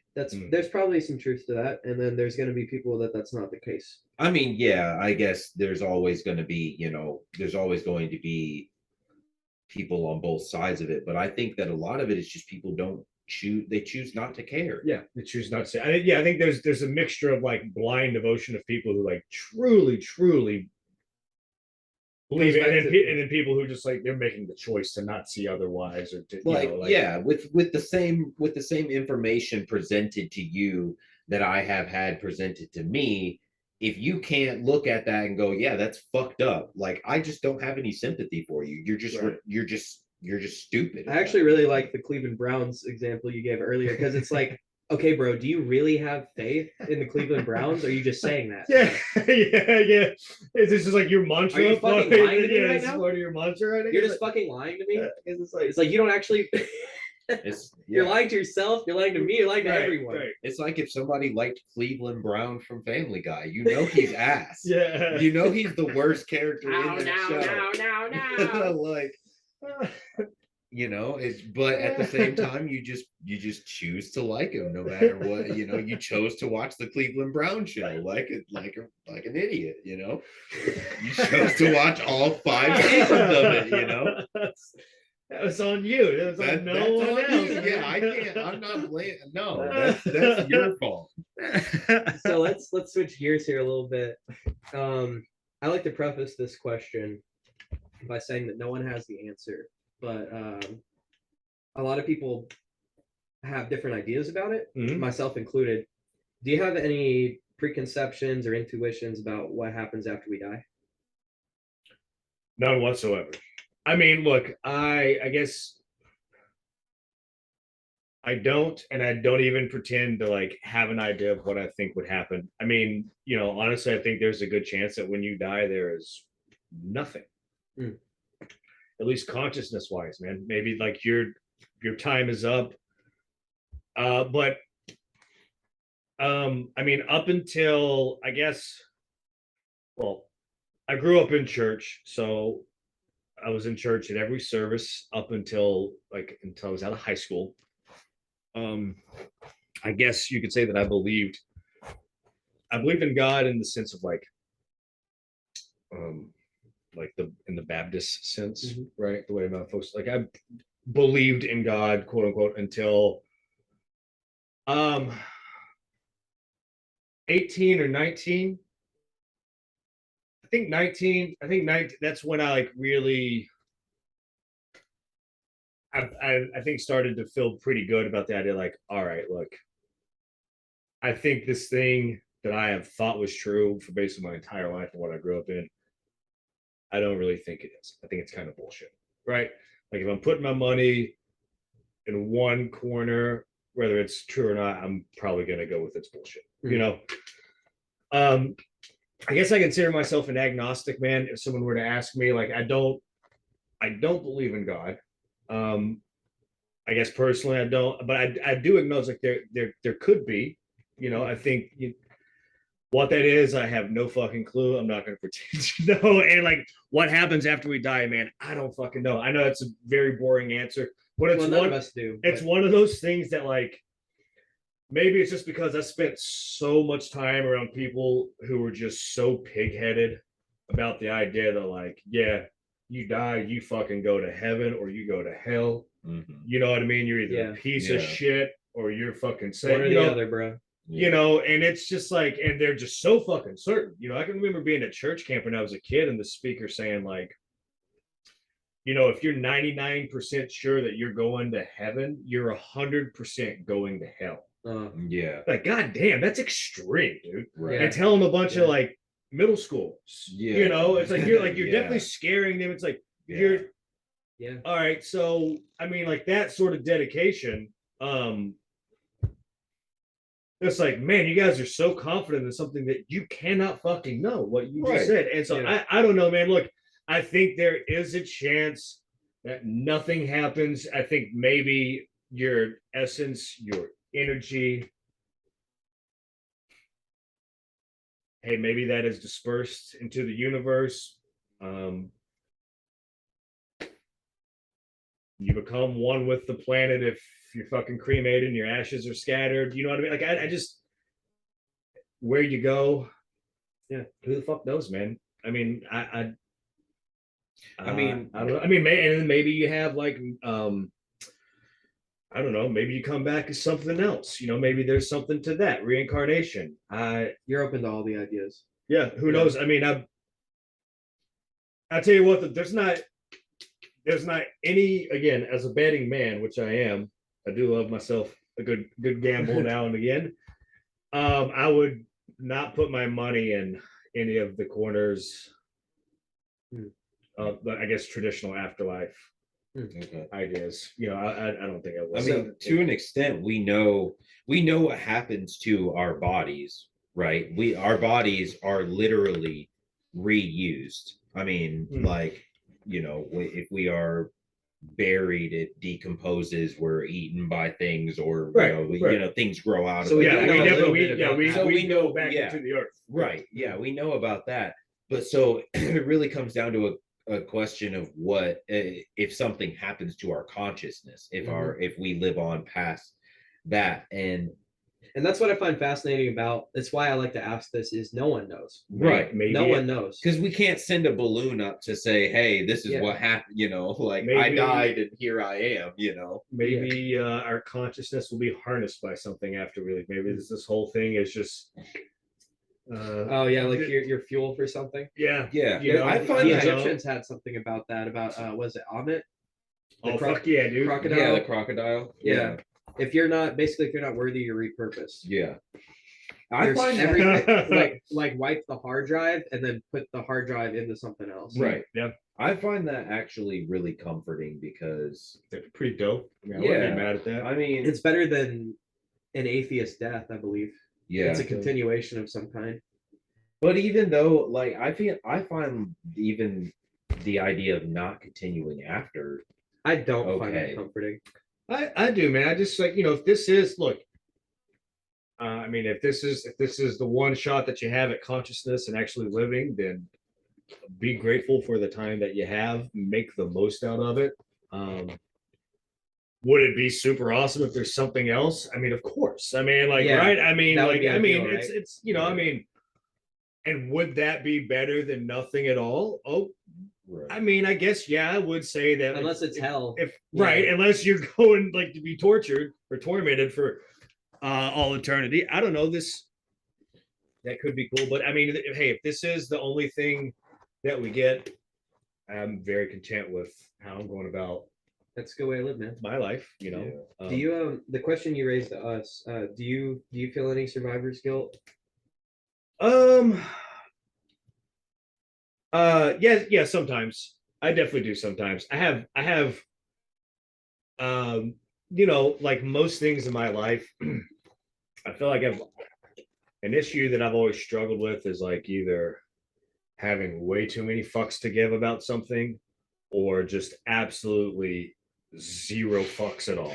Yeah. And there's not really, so it's either like I can be super anxious about something or just be a complete asshole about something too. You know, what's your birthday?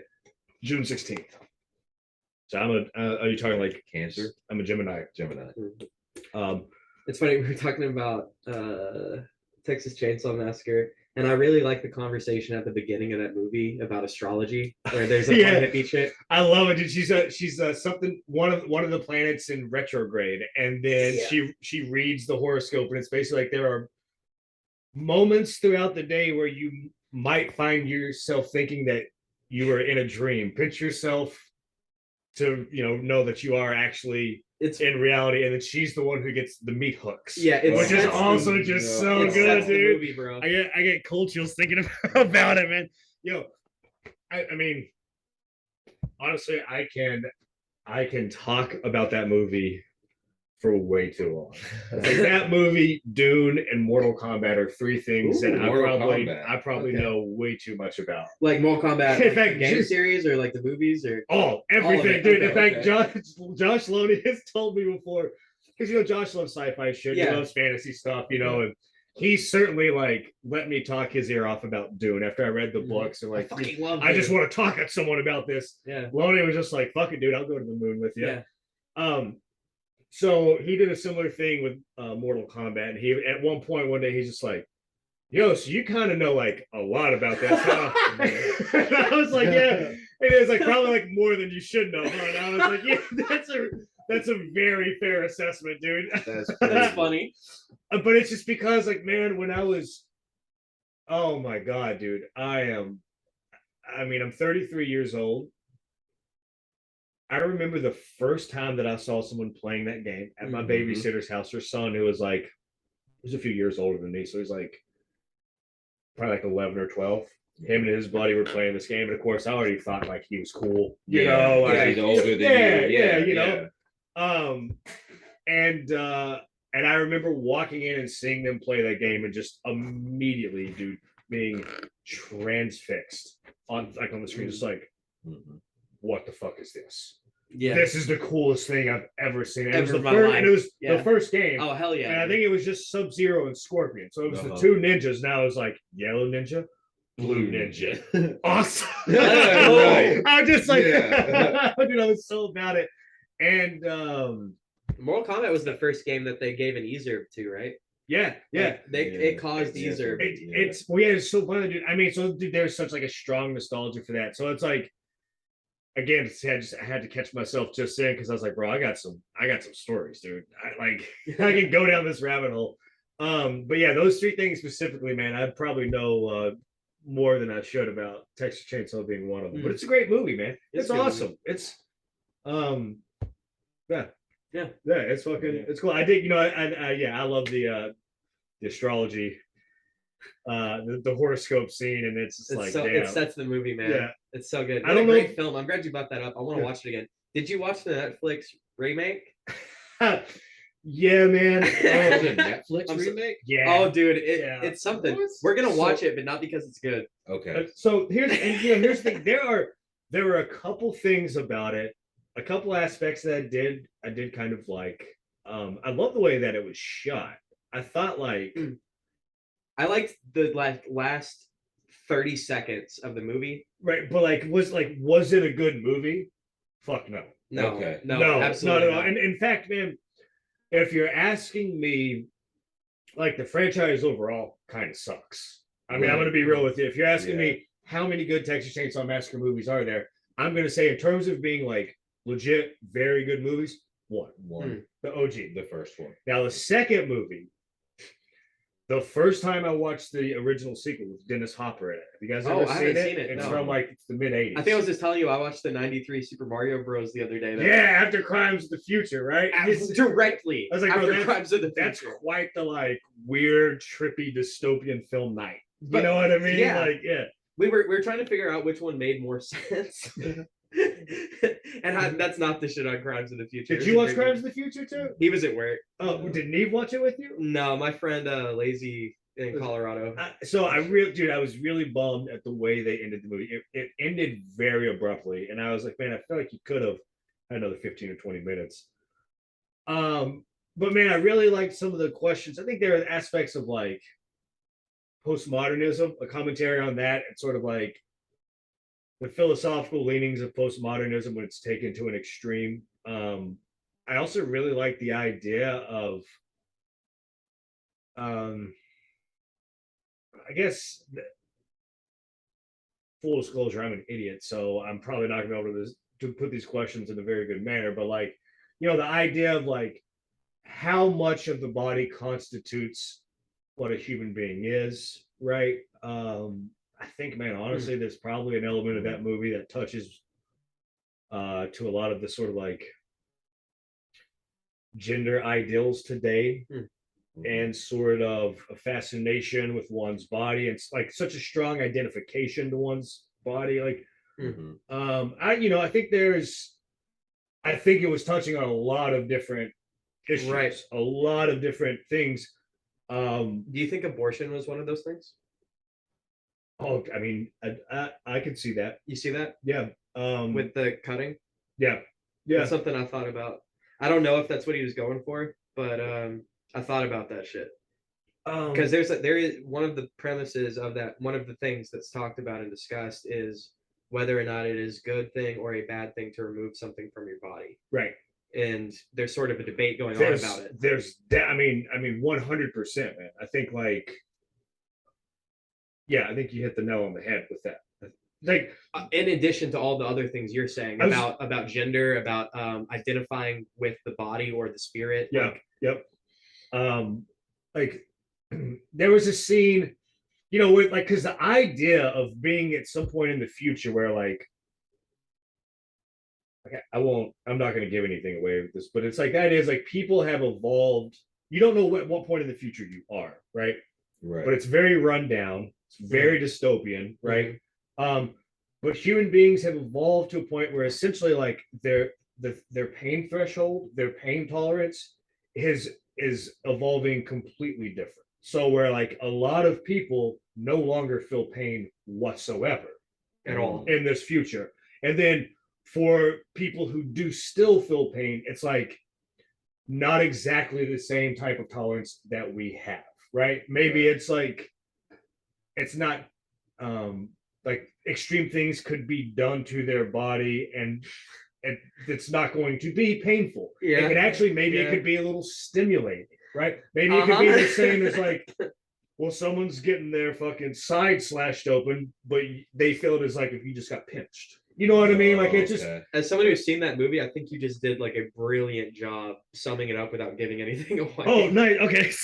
That's great, man. That's great. So, and one of the cool things is because of that, there's also this thing where like infection doesn't exist in this. Oh, that's right. Yeah. So one of the things that people do for performance art is surgery, because everyone can perform surgery now because there's no risk of infection and the pain tolerance is just essentially non-existent. So performance artists are becoming surgeons. Surgery is the new sex. Yeah, dude. And they refer to it as the old sex and the new sex. I'm sorry, I'm not so good at the old sex. Yes. Yo, dude, when Viggo Mortensen dropped that line, I was like, fuck yeah, dude. Shit. That's Cronenberg as fuck, dude. Yeah. That's but then like, you know, well, I think it's actually in the trailer. I think this scene's in the trailer, but there's the one where like the guy has put like hundreds of ears on his body. Yeah. You know, that's in the trailer. So it's like, it just again, body mutilation or surgery, that's considered performance art. And there's some conversations that Viggo Mortensen has, his character, where I feel like it's touching on the idea again of like taking the philosophy of postmodernism to an extreme. And I think it's like, you know, maybe posing the question of like, is this good art? Is it not good art? Yeah. We understand why. We understand the thought behind it, but does that really make a difference here? Yeah. You know what I mean? Like it's it touches a lot of bases. It's again, I think it's one of those films. There's a lot of different layers to it, and if you like Cronenberg, I think you'll really enjoy it. If you don't, you're probably not gonna like it. Like you're probably gonna be like, what the fuck is this? That's you know, we were talking about like a Serbian film earlier, and like there's like just a level, like, you know, we're kind of connoisseurs for the fucked up film, but that there's a level to that, right? Where we're good on that. There's probably people that like that would be the level where they're not comfortable. Yeah, it's like that movie's definitely not for everyone. Yeah, but I'm with you. But also, I mean, a huge part of this is the idea, like a huge part of the movie, much like a lot of Cronenberg movies, is the idea of the merging of technology and the human body. Videodrome is a fucking great example of that from the 80s. If you've not watched that movie, you should go watch that movie immediately. That is super awesome. And then, I mean, this one, it's again very similar. You know, I think it's a Videodrome. Is that also Cronenberg? James Wood and Debbie Harry. Yeah. Okay. So Blondie. It's a great movie. Highly recommend it. Okay. Yeah, you know, it's James Woods. That's Hades, right? From Hercules. Is it? Did he? I think so. What else is James Woods in? Man, he's Family Guy. He's been in so many things. James Woods. I as think himself. Yeah. I think he's one of those guys who got. I think he's kind of been like canceled in Hollywood. Oh, okay. And honestly, I don't know. Oh, we are talking about the Yeah. same guy then. That is Hades. Yeah. I was like, Yeah, I don't yeah. know. I don't know if the guy is a scumbag or what. I honestly Yeah. have no idea He's a whether it's weirdo. justified or not. But I do think he's one of those dudes who's like, he doesn't really do a lot of stuff in Hollywood anymore because I don't think he shares a lot of their Yeah. beliefs. Me and you were just talking about the other day. It's like that there's not just in acting, but there are many fields where you have to have a certain way of thinking Oh, absolutely. in yeah. order to be a part of it. Otherwise, politics, right? It's like if you're a politician, you have to play the game. Music industry is the same way. Music man. industry. It's the same fucking way, dude. But I mean, it's kind of changing to where like now a lot of people are having a lot more access to being artists as far as music is concerned without having to be a part of the industry itself. Absolutely, the internet has. Yeah. I mean that. Has So that's actually an interesting conversation. So I guess what age did you pick up the guitar? I was a late bloomer. I started playing guitar when I was 16. Okay. 16. So Yeah. I guess comparatively to when you started and how things are today, do you have any advice for kids about how to develop a discipline in a craft? Because like if you go back and look at like Pink Floyd or the Beatles and what they or better example would be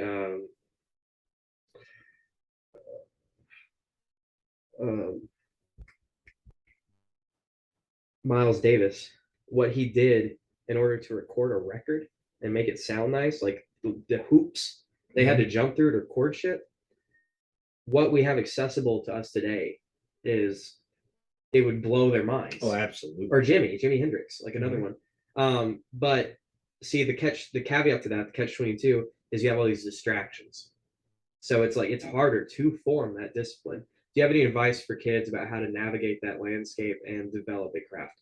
Yeah, absolutely, man. There's a few things. I think one, you've got to put in the time to practice. You have to play your instrument, and you got to get. You should get good at it. It would behoove you to actually be very good at your instrument. Aside from whatever musical endeavors you're doing with your band or various projects. Okay, you need to put in time to develop your chops, get good at your instrument. So let's just say practice. For one, get good at your instrument, spend time with your instrument, go to as many shows, go to as many local shows as humanly possible. So even before you're starting a band, go out, be a consistent presence in your local scene, support other artists. I guarantee you that by doing that, if you're looking to start a band, but you don't really have people that you can work with right off the bat, I fucking guarantee you that if you go out to shows, give yourself a couple months, go out to at least one show every week, within a matter of no time, your network is going to have expanded so much. You'll be able to find musicians who are either in bands who want to start other projects, or you'll find musicians who are just looking to start projects with other bands. You need to support your local scene and go to local shows.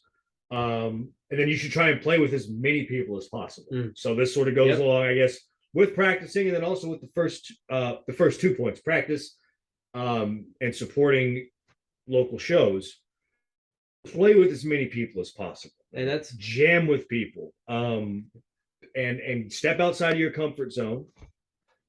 You will learn and you will develop so much skill as a player if you do that. So sorry to interrupt, but do you mean, so when you say play with these people, you mean like on a like just a chill level, like not necessarily like trying to do shows with them, but just jam out with them, be in their presence, doing music around these people. Okay. Get together with a few people, even if it's just like 3 acoustic guitars, man, and just a chill session. If you get stoned and you guys just start jamming, right? Okay. Go play blues. If you've got a drummer, go get some other musicians, a couple guitar players, bass player, keyboard, whatever, man. Just just go chill and jam. Okay.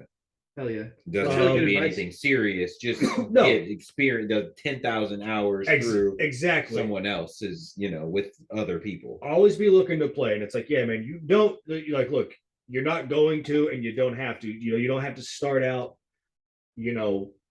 playing shows immediately. or this or that.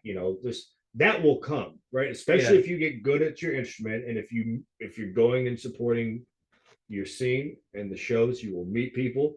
If you're playing with other musicians on a low key level, just jamming, it's all it will fall into place for you, And then once you get in a band,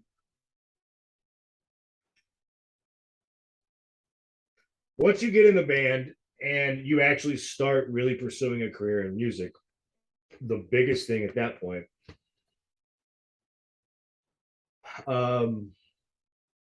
is you have to brace yourself for a very long haul. The highs can be very high. The lows can be extremely fucking low. You have to prepare yourself for an incredible amount of rejection. Not a lot of fucking money to be made. You have to prepare yourself to be ripped the fuck off, because people will try and rip you off and they won't give a fuck. They won't give a fuck that you're making art and trying to do something cool. Will not care, and they do not care. Own your publishing. If you start writing songs and you definitely own your publishing. Yeah, it's a long, there is a band that some people may have heard, a band called AC/DC. Who? Yeah. They have a song called It's a Long Way to the Top If You Want to Rock and Roll, and that is the fucking truth, man. I mean, not to be corny or cheesy at all, but prepare yourself for a long haul, man. If you think that you're gonna get into a band just for the sole reason of being a fucking rock star and you're gonna get rich and famous from doing that, you're kind of an idiot. And you should quickly go do something else, because you can make a lot more money a lot quicker doing other things. It comes down to intention. If you ask, why are you doing what you're doing? If you asked me, okay, you gave me the things that, okay, you asked me what advice I would give to someone, right? Trying to.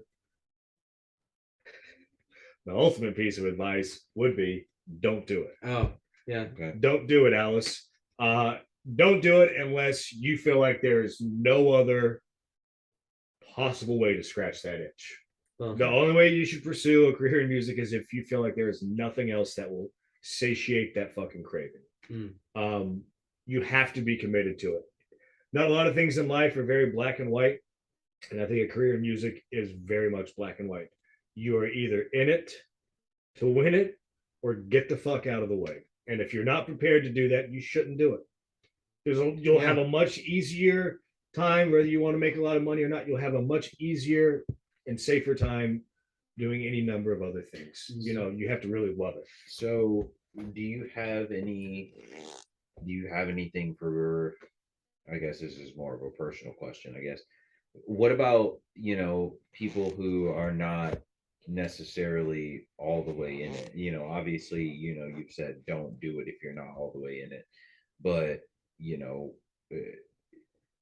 certain people, sometimes people have talent and they don't have that drive to use that talent, but they do have that talent.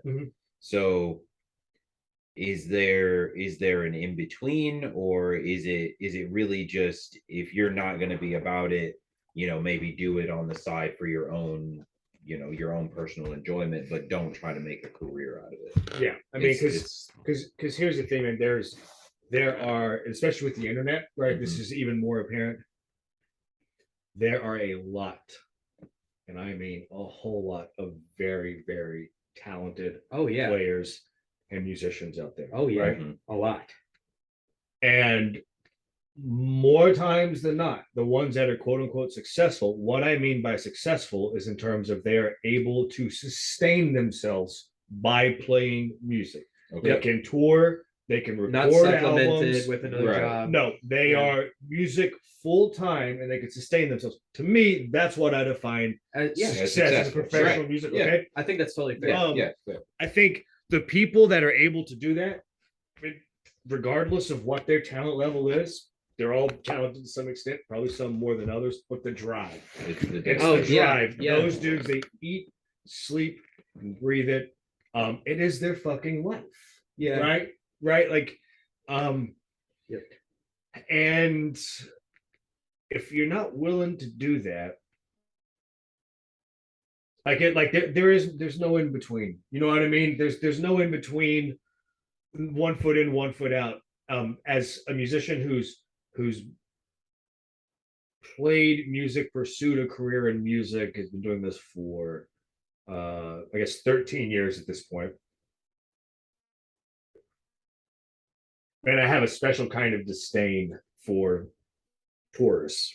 Mm-hmm. And someone who is like, who's not really committed to it. And honestly, at this point, if you talk about like a situation or a scenario in which my asshole side would come out, that's one of the quickest ways to reach that point of me just being probably telling someone like, you need to fucking leave. You're wasting my time, you're wasting everyone's time. It's not that I take myself that seriously, but I take the act of playing music that fucking seriously. In the pursuit of this, and if you're not about it, that's fine. Go somewhere else. I know exactly what you're saying. It's like, yeah, like I said, I think it's very black and white in that term. So it's like, I'm not gonna drop any names, but I saw a band last week. I went to see the local bands, not the touring band. Okay. Local band opener. Little thing from Franklin, they're very new, but they're having a fucking ball. Just slap bass, just fucking grooving, just like I'm having a great time just watching them because these dudes are great. Mm-hmm. They're just doing their thing, man. Yeah. It's great. Touring band gets on after them, and it is a dude. It's done anyway. It is just a dude singing over a backtrack for 13 songs. Whoa! Oh, that's an intense. God damn! How long were the songs? Sorry, 2 minutes. Like full. Okay. Jesus, dude. All right, that's a little odd. And like, dude, like I ain't trying to harp on the dude, right? Like, but I just watched a whole band play before you. They're local. You're the touring act, and you came here. It feels disrespectful. It feels like I don't know. I'm probably being a dick. No, but like these people put so much work in what they do. I don't think you're being a dick at all. And then the band that went on after them were also local, and they killed it. Right. And so it's like you have a shit sandwich. You have something great, then this shit, and then like this other great band. And I'm like, what the fuck is this? I mean, I obviously didn't see this, but like, I mean, was the point of the person's act that he sung? Like his whole thing was like he made all the music you're hearing, but it's all recorded. But he's not playing it. He's just singing over it. And it was so tired, to be honest with you. So like, I'm trying not to harp on the. There's another band. So there's another band like that, and I personally like this band. It's well, I don't know if I should name drop it. I mean, they're kind of big. I don't give a fuck if you do. So like Deathclaw. Oh yeah. Like, the person who wrote all the music for that plays it separately and then sings over it all, right? But he plays all the instruments in his own time and then records it because he's not able to actually physically do that. That's cool. Not as a live performance. Okay. Yeah. So that's where it draws. That's where the line is drawn. Is like that's not really something you should do live.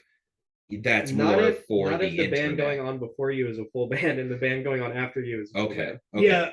I'm tracking. Like you're the touring band. I know these two bands, by the way, and I know they didn't keep any of the money. It's all going to this touring act, right? And it's like, but all those dudes had to drive from Franklin or Murfreesboro in the other band's case, to be here. There's 4 or 5 of them each, and you're getting paid to be here. And like I know these dudes, they gave all the proceeds to his tour. Yeah. Okay. Man, I'll tell you this is like, we book our own shows and like we'll book our own nights at venues. So where like we don't go through a fucking booker, we just either get it with the bartenders or the owner. We go straight to the source. You get a night. Shout out to Bruce at the end. Fuck yeah, shout out to Bruce, man. I love Bruce. Bruce is awesome. If you're a good band and you're looking for a place to play in Nashville, whether you're starting out or even mid-level, whatever, even if you're touring, hit up Bruce at the end. He's an awesome dude. He is an OG in the local scene. The GOAT. Yeah. And he's been extremely kind to KarmaVulture honestly to Bentley Records as a whole. So Well, and to be fair, you guys are very good at what you do. thanks, man. So, I yeah. you know, look, again, when we book nights, they don't even have to be weekends off the bat. We just tell them it's like, hey, we can get people into your bar. You'll have people in here. The bar is going to make money. We know enough bands that we can put a consistent and solid lineup together where people will stay, right?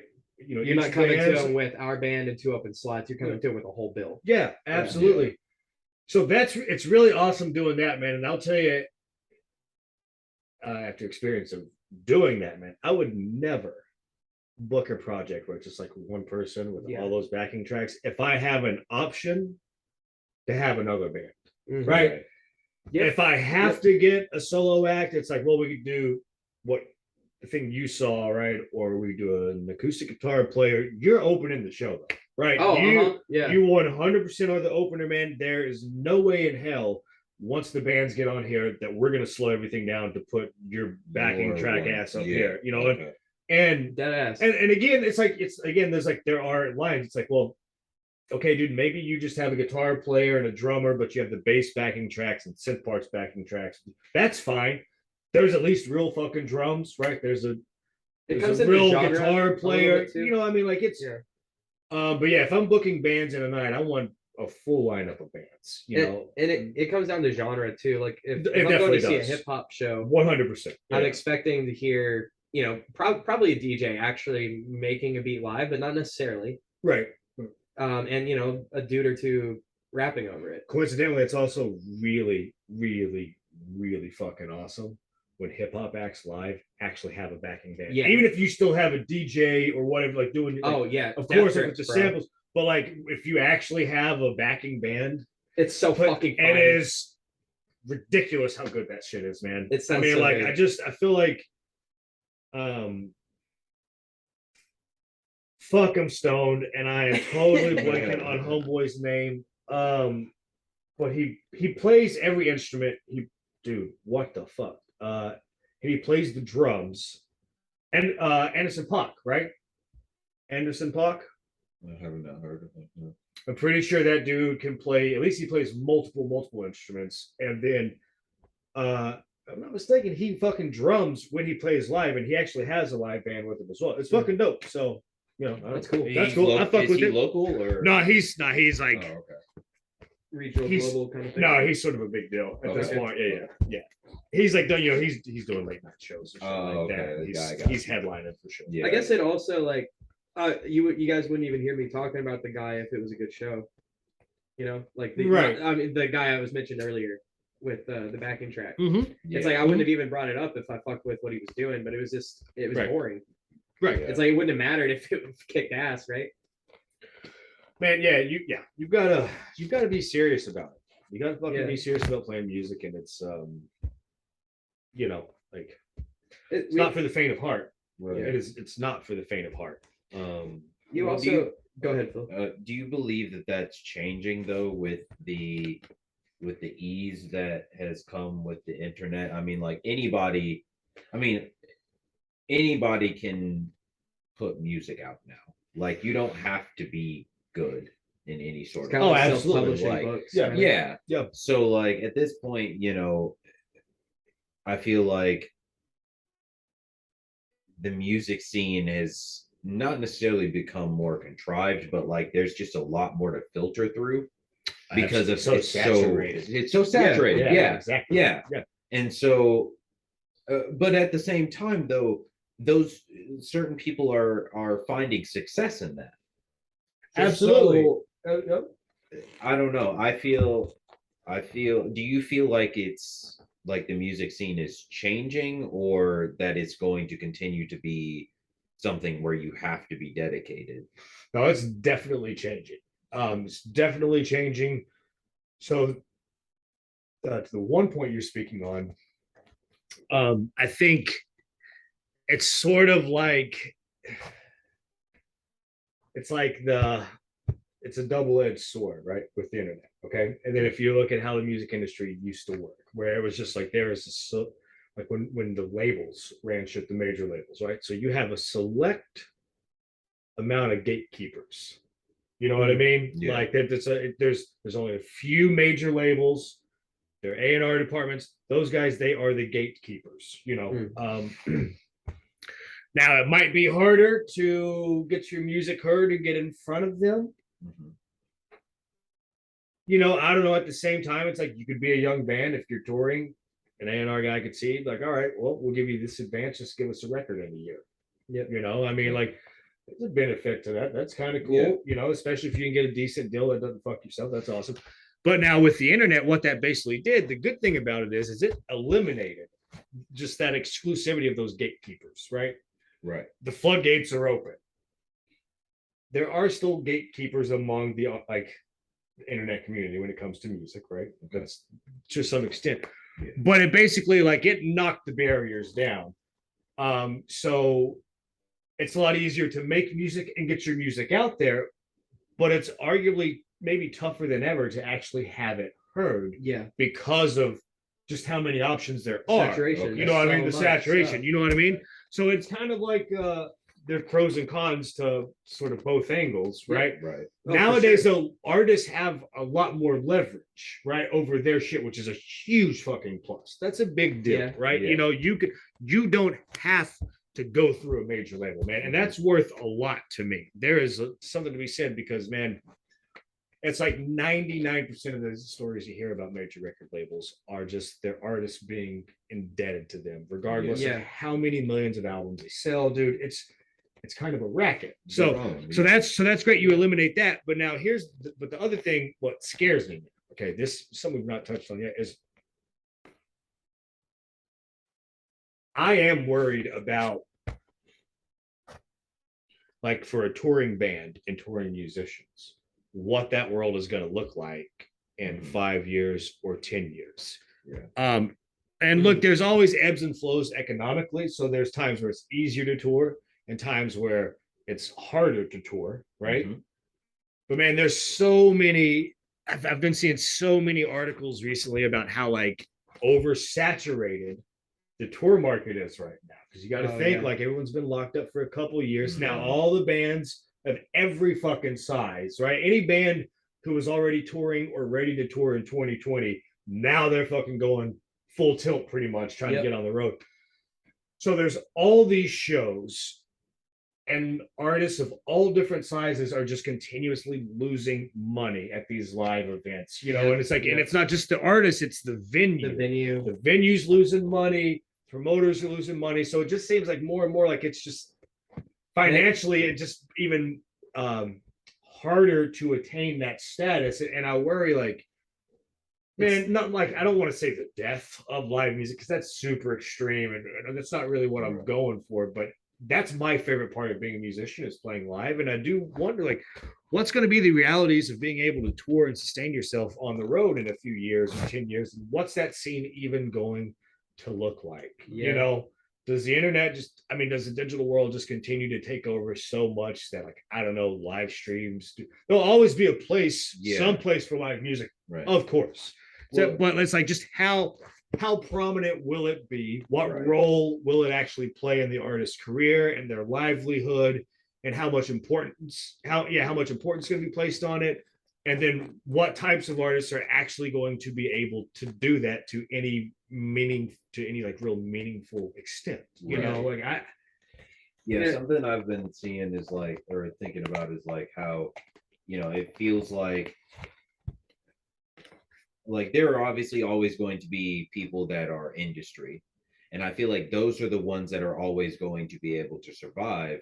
But you know, with the more like local stuff like that, if these local bands are continuing to lose money and these venues are continuing to lose money, these venues are not going to be able to stay open for these local bands. So then you've only got the big venues that only industry people can play exactly at. And you, Phil, like, you both make excellent points about, like, not necessarily the death of live music, but we live in Music City, which thank God, man. Thank God for the live music scene here, dude. The fact that there's a lot of options. Sometimes it can be too much, but unfortunately, we're losing it, though, is kind of the point I was going to make, because High Watch shut down, Mercy Lounge is gone, Cannery Ballroom's gone, Exit In is leaving. So fucking sad, dude. Hey, man, I'm so happy I got to play the Exit In stage at least one time.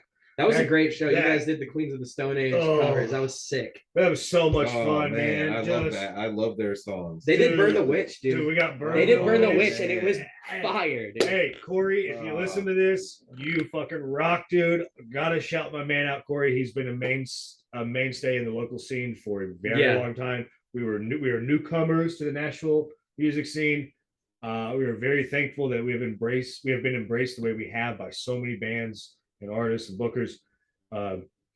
Corey specifically is one of the guys who, like, immediately, man, I felt like really championed us and had our back. You're not the first person I've heard say that. He is the music scene. He's awesome. He's helped so much. He gave us a great slot at the Queens of the Stone Age cover show, and he gave us 2 badass fucking songs.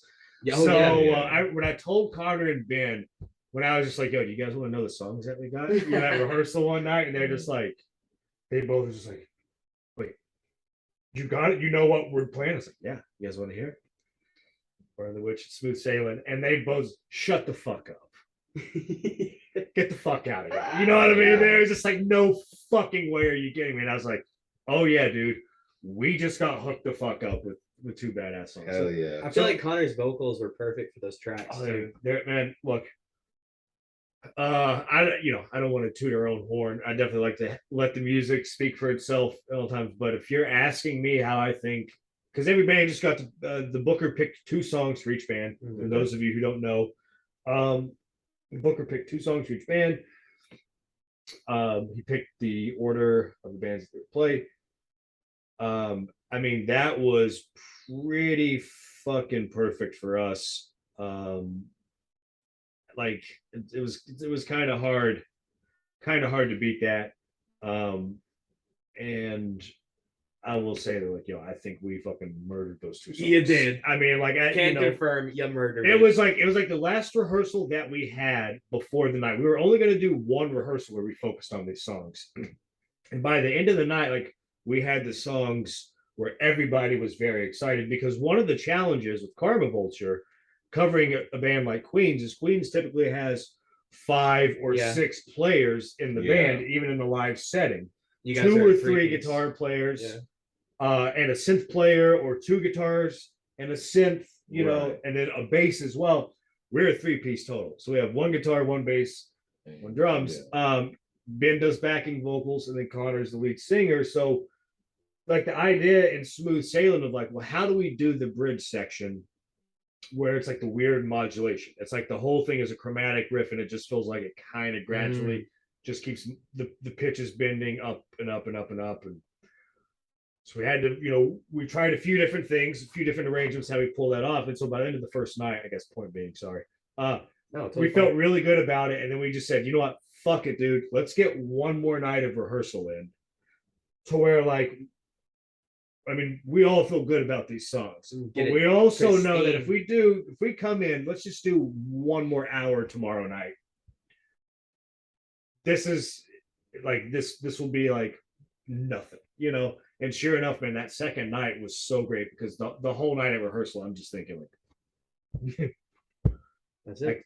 Like, we're gonna show out at this gig. Like this, barring any technical difficulties, that was like the only thing I was nervous about with the fast switch over time and so many bands. It's like, dude, we have these songs locked in. So yeah, it was a great time, man. I'm glad we got to play the Exit In. It's such a huge bummer to get back to the initial point you're making about those venues closing down. Here's the thing too, like, as a business owner, man, look, I understand if you own a venue, you own a bar, and you're constantly putting on these shows and no one's showing up and you're not making money. Look, I get where you're just like, look, I want to support the cause as much as I can, and I love this, but, like, yo, I'm just constantly losing money. At a certain point, like, maybe it just is, like, it's not worth it. So you do have, and that sucks. That's why it's important to support your local scene. Go out to your fucking shows. Support your local see them, scene, man, because it's like, I hear people talk about all the time, like, talk about rock music with them specifically, right? And they reference bands that are the brands, if you will, at this point. And it's like, man, that's great. And I love a lot of those bands. You know what? there's also a lot of really kick-ass local grassroots bands, bands that are touring, that are, you know, they're playing clubs. And it's like, oh, you like Black Sabbath, or you like a band like, or you like grunge. Well, okay. There's a whole lot of other bands that are carrying that spirit, keeping that tradition alive, but also doing their own thing, you know. So we saw a great show last night at 5 Spot. Fuck yeah, we did, dude. Oh man, that was Fire, that was fucking killer, dude. Shout out Heavy the Mountain, homies, Swell Fellas, yep. And that band with the really long name. They were Rickshaw Billy, and the Burger Patrol. Yeah, yeah, what he said. They're great. They are awesome. They're on Ripple Records. They're doing pretty well for themselves. It seems like on the road they're making a good name for themselves either way. We got to see them at Ripple Fest. Oh, Flooded Light Show as well. Yeah, oh yeah, hell yeah. That was great. And their band is Sapna, formerly Red Feather, Flooded Sun Liquid Lights. Those Kevin and Ryan are fucking awesome at what they do, man. But we got to see Rickshaw Billy, we'll just call it that for the time being, at Ripple Fest. When I guested with the Absurd on that set specifically. And then getting to see him last night for the second time, man, also didn't disappoint. The Swell Fellas are one of my favorite local bands in Nashville. Those guys are getting on the road a fair amount. I also have a quick funny story. I was in Block Island about a month and a half ago, maybe. It was for a friend of my wife's 40th birthday, right? So my wife and I would go out there. It's a great vacation. Block Island's a very small island, sort of off of Rhode Island. Oh, okay. Gotcha. It's about maybe like 1,000 people, if even that, live on there year round.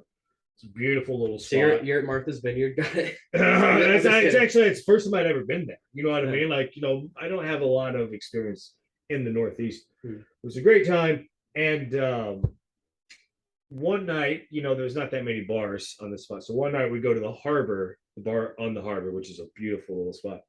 And I'm fucking hammered, honestly, fucking hammered. And there's this dude, his name was Izzy. I think Izzy Malik was the guy's name. And he was, doing an acoustic singer-songwriter thing, playing covers. But then he also had another guy who was playing with him, doing a second guitar, and ended up meeting him. Actually bought a cab driver that we had the day before, but we weren't able to pay him because he only took cash. We didn't have any cash on us. So this guy gave us a free ride. Oh. He then told me about how much he loves Nashville after I bought him a drink. And he did shrooms on Broadway. And I asked him where to get some bud because I was like, I bet this guy knows where to get some weed. And no one had any weed at this fucking birthday party. I could not believe it.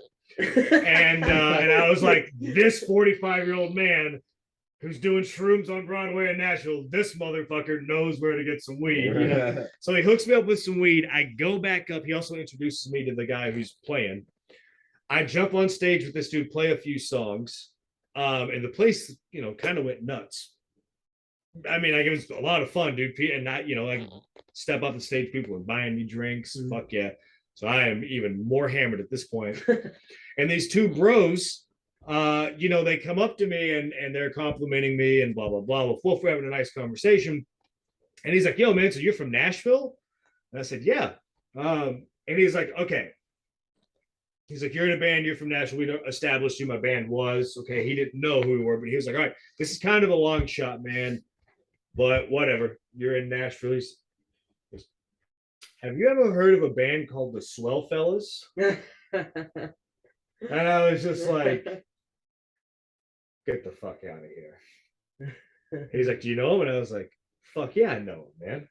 I'm like, I've only seen him a couple times. But they're some swell fellas. But they are they are incredibly nice, dude. They're all complete sweethearts. Their band is fucking awesome. Yeah. They rip shit, dude. I didn't realize they were here, which blows my mind. Like that doesn't blow my mind, but that's very exciting because I definitely want to see them again. Yeah. So and I guess they're initially from Maryland. They're from somewhere Northeast, I think, Okay. in Maryland. So it turns out, so these dudes are just like, their minds are blown that I know who the swell fellas are. And I mean, it's like, yeah, man, I fucking know these dudes. Like, yeah, they're rad. And he's like, dude, we went to Salisbury University with the swell fellas. He's like, they used to play our college parties in the backyard. He's like, the lacrosse parties. He's like, hold on. So he pulls out his fucking cell phone video. Marley and then the other guy's name, it may have been Clark, actually. Marley and Clark were these two dudes' names.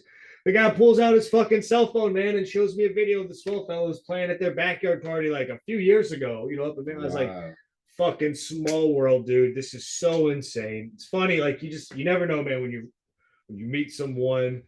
And man, I'm like, the whole goal, because I'm going out to this bar with like 10 other people in our group. The whole goal was we're gonna get like one drink, but then they all end up, we're there for like half an hour, and so I'm recounting to the rest of my group like this whole story, and everyone's mind just completely blown. So like, what the fuck is like, yeah, man, world, man, homies knowing some homies, and right. Like it's a spot that I never would fucking guessed. So I don't know, it was kind of fun. I told the swell fellas dudes about that, and they obviously got a good kick out of that.